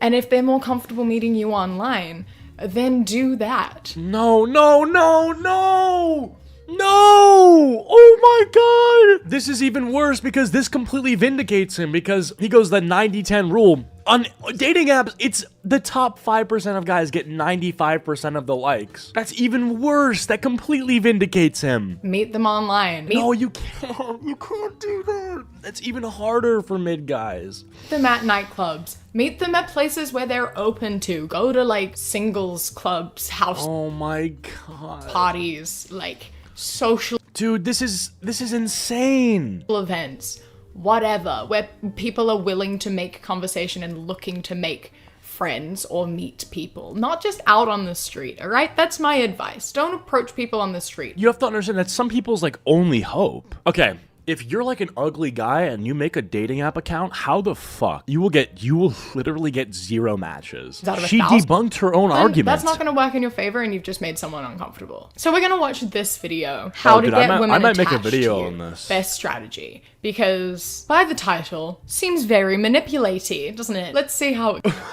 In today's video, I'm gonna tell you how you can get her attached, get her emotionally invested into you, get her obsessed with you, get her addicted to you. We're already off to a great start. Get her obsessed with you, get her addicted to you, get her attached to you. None of those things are good things. You shouldn't make someone emotionally dependent on you. You shouldn't make someone attached to you and obsessed with you. You shouldn't make someone feel as though they need to be with you, because that is unhealthy. That is not okay. Don't do that. End of video. Don't even need to say anything more. Don't fucking do that. I think he's just being hyperbolic. I think he's just saying like, how do you get women to like you? Dude, this is insane, because she also complains when guys are awkward. So like, how are you gonna create or complain about a problem, and when guys offer a solution, you complain about the solution? This is why the left is failing with young men, because they're not connecting with young men. Okay? The Queer Kiwi comes on here and says, you have no game and just make a dating account, bro, and that's it. And then this guy's like, no, like this is how you're gonna have Riz. And then she's like, dude, what? That's manipulation. Unreal. Thing you gotta remember in regards to getting a woman attached to you is this main principle, is that you have to be either her first or be her best. Keep in mind hypergamy, guys. Female nature is inevitable and it will always win. Women chase and want what's better than them. Your looks, your money, your status. Something has to be better than her in regards to, for her to chase you. This is such an interesting generalization. It's such an interesting rule. Women are looking for someone who is better than them, either financially, in status, or... She just proved this! She literally said, I would sleep with this guy because he's hot. I can't fucking believe this. She literally proves him right. Does she not get it? This guy is like, no homo or whatever, but like objectively speaking, this dude is like, you know, really good looking guy, and he's gym maxed and whatever. And she's like, this is a gross generalization that she fits into, that she completely is, that applies to her. Please tell me how this is wrong after you just proved it right. And looks. Again, I don't know why it always comes down to those three. Money, looks, and status are not the 3 most important things in the world. I can't believe it!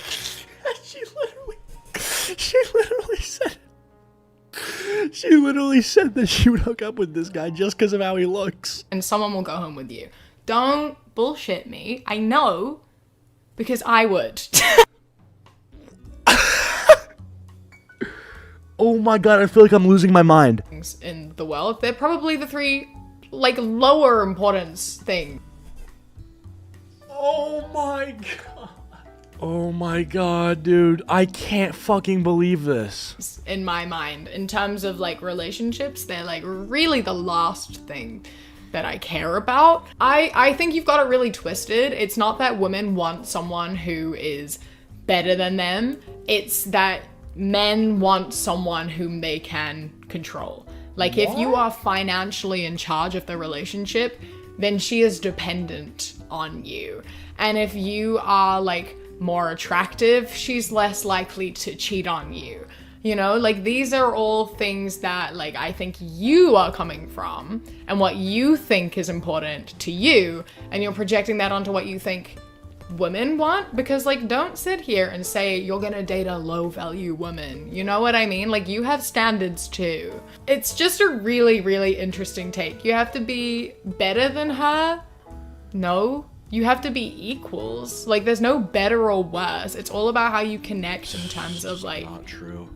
Where you're at in life and your life experience and what you enjoy and what your morals are and where you stand and what you can, like, converse about. Because you could be, like, a millionaire, or you could be dirt poor. No. If we have nothing in common, then I'm not gonna have a relationship. You took that. Oh my god! She said it's not with you. true, bro. But if we have everything in common and we connect really well, then I will have a relationship with you. Another thing I want to talk about is maintenance of the attachment. So actually getting a woman to be attached to you is a lot harder than it maintaining the attachment. It's pretty hard to, like, actually sleep with a woman the first time, but you'll realize after you slept with her the first time, the second, third time, fourth time, fifth time becomes a whole lot easier because you already did the work to build that process out. I don't entirely agree with you. Again, this is all very circumstantial. You're basing this off of, like, nothing. Wait, that's just true though. I highly agree with a whole lot easier because you already did the work. You're telling me a woman who's already slept with you isn't more likely to do it again, or at least isn't more likely to do it than a person who's never slept with you? That's, like, literally true, because you have something to reference it off of. If you have someone who you've never smashed and someone you have smashed, and you have to guess, who is more likely to smash? Probably the one who's already done it. I don't entirely agree with you. Again, this is all very circumstantial. So You're basing brain this dead, off bro. of Unless it was, getting a woman to sleep bad. with you The experience once was bad. is not as hard as I think you may like to pretend it is. Getting them to sleep with you again is also not as easy as you like to pretend that it is. Again, it is all circumstantial. If you go home with someone from, like, a club or something, chances are you're not going to see them again. Chances are you slept with them very easily. As I said, you, sir, could just walk into a club and go home with pretty much anybody there, and they're not going to get attached to you. They're not going to try to call you again unless you did. It's just not. You've mentioned how much you want to fuck this guy like 3 times already. Unless it was really, really good, the chances of you sleeping with them again are relatively low. Because of the situation in which everyone there was just looking for, like, a one-night stand, they're not coming back. So if you're looking for just, like, a hookup or one-night time, that's the way to do it. Delusional. You've even said in one of your videos delusional. that, like, you expect sex on the first, second, or third date, because that's when, you know, they are, like, they should be attracted to you, so they should want to have physical contact. Watch her condemn this, although she literally just said she would. With you, they should want to have sex by that This point. video, half of the shit she says in this video is invalidated just based on the fact that she admitted she would do it with this And guy. if they don't, then they're not into Which is you enough. crazy. 1, 2, or 3 dates does not sound like a lot of work. And it shouldn't be a lot of work. You should just enjoy a person's company and spending time with them and talking to them. That should just be having a good time. The fact you view it as work and a game is so insane. Just, like, hang out with people, man. Just, like, dude, what? Be a normal person and, like, have a relationship This with advice is someone the that's worst not shit I've you ever heard. trying to manipulate them. If they like you, they like you. If they don't, they don't. If you have a first date and it ends in sex, so brain dead. great. Good for you. But, like, you don't have to get them attached to you. I don't understand what you're doing. I don't understand the angle here. Because you don't want a relationship, but you also want to get women... Who said he doesn't want a relationship? ...attached to you? So what, so you're sleeping with the same woman over and over again and emotionally manipulating her in order to keep her coming back. But you don't want a relationship, but you also don't want to just have one-night stands? What? Is it just because you like the control and the idea that you have power over this woman and can keep her coming back? Because that's kind of fucked up. It's kind of fucked up. You can have friends with benefits where both of you are gaining something and you're also both having a good time hanging out with each other and you're not viewing it as work or as a game. You're just enjoying each other's company and also having sex. totally cool, totally healthy. Thumbs up. Do that. That's great. That's good fun. Good for you. You can also have a relationship, which is the same sort of idea, except it's got romantic attraction involved as well, and it's just a bit different, you know? Romantic and platonic are like very, very similar, but they have different feelings involved, you know? Or you can have What the fuck? Did she just debunk herself again? company and also having sex. Totally cool, totally healthy. Thumbs up. Do that. That's great. That's good fun. Good for you. You can also have a relationship. This is probably the worst relationship advice I've ever fucking heard. Which is the same sort of idea, except it's got romantic attraction involved as well, and it's just a bit different, you know? Romantic and platonic are like very, very similar, but they have different feelings involved, you know? Or you can have like one. Thank you for speaking out in favor of normalizing polyamory. Oh, that's good relationship advice. Don't ask her what she likes is a slippery slope for don't ask for consent. Are you fucking kidding me? That's insane. As a man who's very sexually active and bisexual, I've never had any issue finding sexual partners without being pushy. Well, yeah, because you're fucking dudes. Hello? The way they keep calling us females, I don't really get this one either. What? I don't understand, like, why are people always saying, like, the word female is a red flag? As an asexual woman, the whole world of pickup artists is so confusing to me. Yeah, because you're not even fucking... Dude, oh my god. That's like me saying, you know, as a dinosaur, being a human's very weird to me. Yeah, no fucking shit.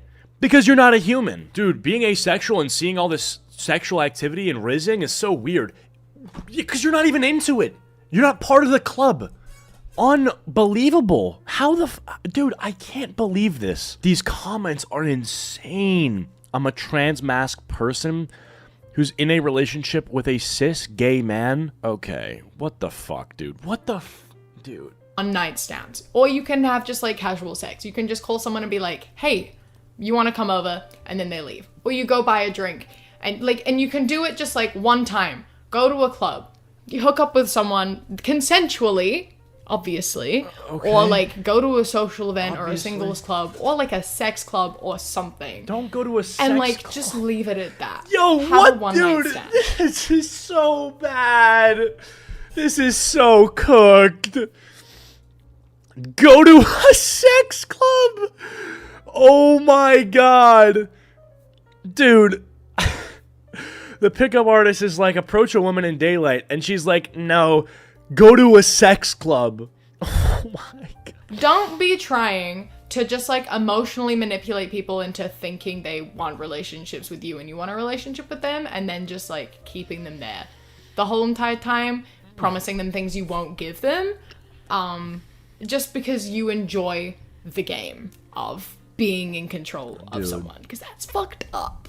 So the next thing you gotta do, guys, and this is inevitable, is that you have to put it down in the bedroom. When I say be her best, I'm not talking about just... Let's please tell me how she's gonna disagree with this, bro. Be her best guy. I'm talking about be her best in regards to sexual experiences also. You must be laying down that pipe. This one is really funny to me of like, why is it funny? Be your best in the bedroom. You have to be laying that pipe. You have to do... Okay. So she admitted she basically wants this guy to fuck her. And let's just see how she is gonna backpedal here. So good at sex. But oh here's boy. the kicker for you. Okay. He has a video on how to be so good in bed that a woman will keep coming back. And his one piece of sex advice that he thinks will keep women coming back and that will like blow their minds is deep penetration. Your stroke game needs to be on point. And there are two different variables that will dictate whether or not your stroke game is on point.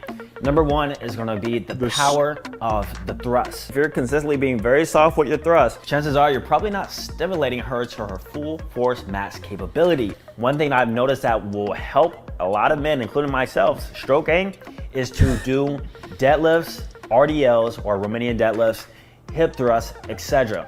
Doing those. All right, so let's please tell me how this is wrong. And doing RDLs and just overall training your posterior chain will over time make the strength and the power of your thrust more and more powerful. so that she actually feels some sort of penetration. So basically, you want to make sure that you're doing full, deep strokes. As my guy Steph says, you need to dig until she busts. That's it. That's literally it. When I watched this video, I thought he was going to say more. I thought he was going to talk about like foreplay and like non-penetrative sex and other stuff. No. No. He thinks you should go to the gym and do your hip thrusts so you can get a powerful thrust and so you can thrust deep and slow and you can edge yourself so you can last longer.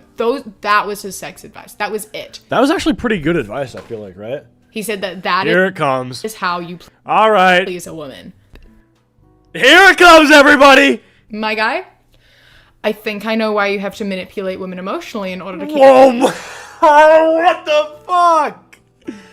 them coming back. That is not how you do it. Oh my god. I'm done, bro. I'm fucking done. I can't believe this. It's not what you do. That's not gonna work. Yeah, that alone is not gonna keep women coming back. Are you aware of how many women actually orgasm from penetration alone? It's like, what, is it 80% of women don't orgasm from penetration alone? So if every woman you're sleeping with is climaxing through just penetration, they're lying to you, they're faking it, and they want it to be over. We've all been there, we've all done that. You get bored. It's taking too long. You just want it to be over. And that's a very quick way out. You could just, saying no works too. Yeah, you're not laying pipe as good as you think you are. There is much more you can do. Starting with ask them what they want. That's not what the point of his thing was. This is so bad because she's not even saying what he said. He's like, I'm going to teach you how to have a better thrust. And then he gives you a gym exercise. He said, what, Romanian deadlifts? And she's like, well, maybe you should ask what she wants. Thank you. Thank you for that. Was his other sex advice was to not ask what women want. Much like women expect you to lead when you're on a date, they also expect you to lead when you're in the bedroom. Meaning, don't ask her what she wants to do. Don't ask her, hey, do you want to turn around? Should we do this position now? Don't ask, just do. Don't ask them what they like. Don't ask them what they want. Take control. Flip them over. Change position without telling them, without asking. Don't say, do you like this? What do you want me to do? Why is she trying to make it sound like he's raping people? Do you guys notice this? She's trying to make it sound like he's fucking raping people. Don't ask for consent. What? She's trying to make it sound like this guy's a serial rapist. Good for you. Don't say any of that. Only weak men say that. You have to be dominant. You have to be powerful. And you have to do what you want to do. Don't ask her. She doesn't know what she wants. She doesn't know. Only you, the man who Dude, please, knows nothing but penetration, knows what she wants. Terrible sex advice. Terrible. My advice to you is to ask a woman what she likes. Bro. Ask her what she wants. And use that. I also love that men go to other men for sex advice. Like, he's made this video on, like, how to be good in bed, how to, like, please a woman. And men go and watch it as though a man telling men how to please a woman is the best way to know. Listen to freaking people with vulvas. That's the one way you'll learn. You can't learn from other men. That's so stupid. So just, like, don't listen to guys? Respectfully, like, I'm not gonna take all my advice from this guy, but I do trust this guy to get rizzy. That's so stupid. What are you doing? Your bedroom play is definitely, I don't think, what's keeping them coming back, because your advice was terrible. I hope you take mine on board. Next point, guys, is that you have to give her an experience if you want her to be attached to you. Think about the first point I said. You either have to be her best or her first. Her first ties into the experience part. You can't be her first in regards to doing things with her. We're going to water parks, we're traveling. I'm going to Dominican Republic. I got a Europe trip here planned too here soon. And I'm just always trying to figure out the things that I haven't done. And then those things also tend to be the things that she hasn't done too. That's actually really good privileged. Advice. Oh my fuck! Shut the fuck up! Shut the fuck up. You must be to be like... Dude. Try new things. You're privileged. The things that I haven't done, and then those things also tend to be the things that she hasn't done too. How privileged. you must be to be like, I'm single. I want to hook up with women. I'm going to take these girls I've known for a week. That's not to Europe. Women that I'm not committed to. Women that I don't plan on being in a relationship with. Did he say that? Just gonna take them to Europe so they'll be emotionally attached to me, so I can keep sleeping with them, as well as other women. This is fucking delusional. Bro, you can do that. You are absolutely allowed to do that. If everyone is consenting, obviously, that's totally fine. But it's so weird to come at it from a perspective of making someone emotionally attached to you instead of just being a friend. You can just be a friend and do all that stuff and have sex with them.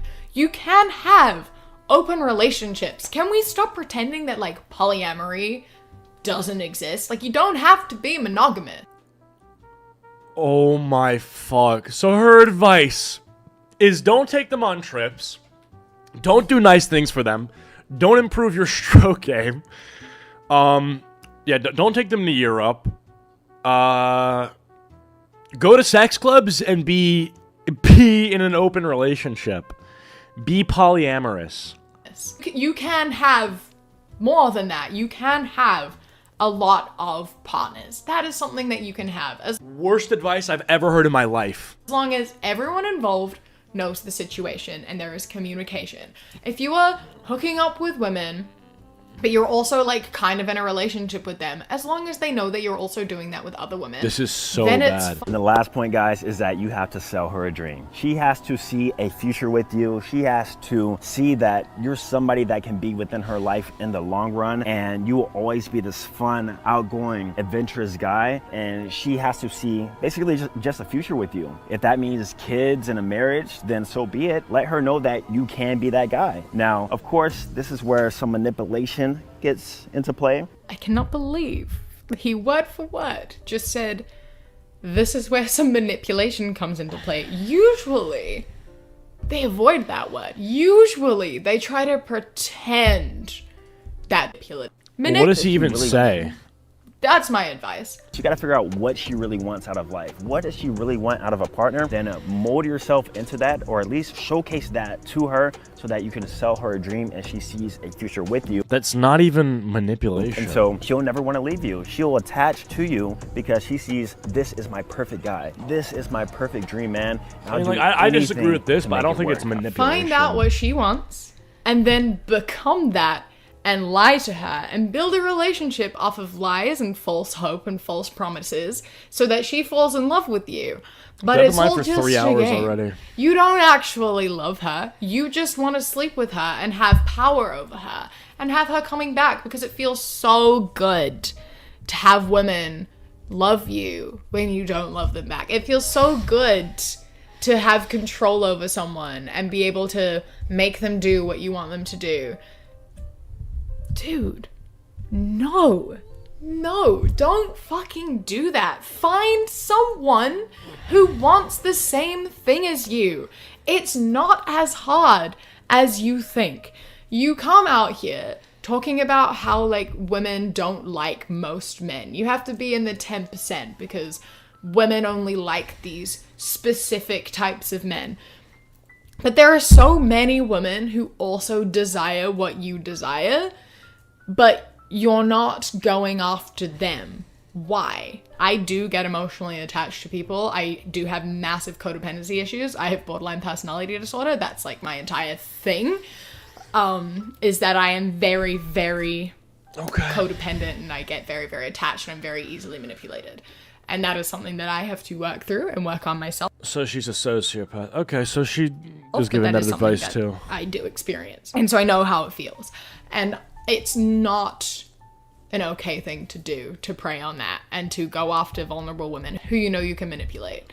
That's one thing that I respect about the playing with fire man, right? That I did a video about. And I think Chad also did a video about him a while ago. Great. I watched a video of his when I was planning this video that I genuinely agreed with everything he said, and I didn't think that that would happen. He is older, he does have more experience. I believe he is in a relationship. I'm assuming an open relationship, but I'm not sure. But his whole thing is that you cannot lie. You cannot manipulate people, because that is not okay.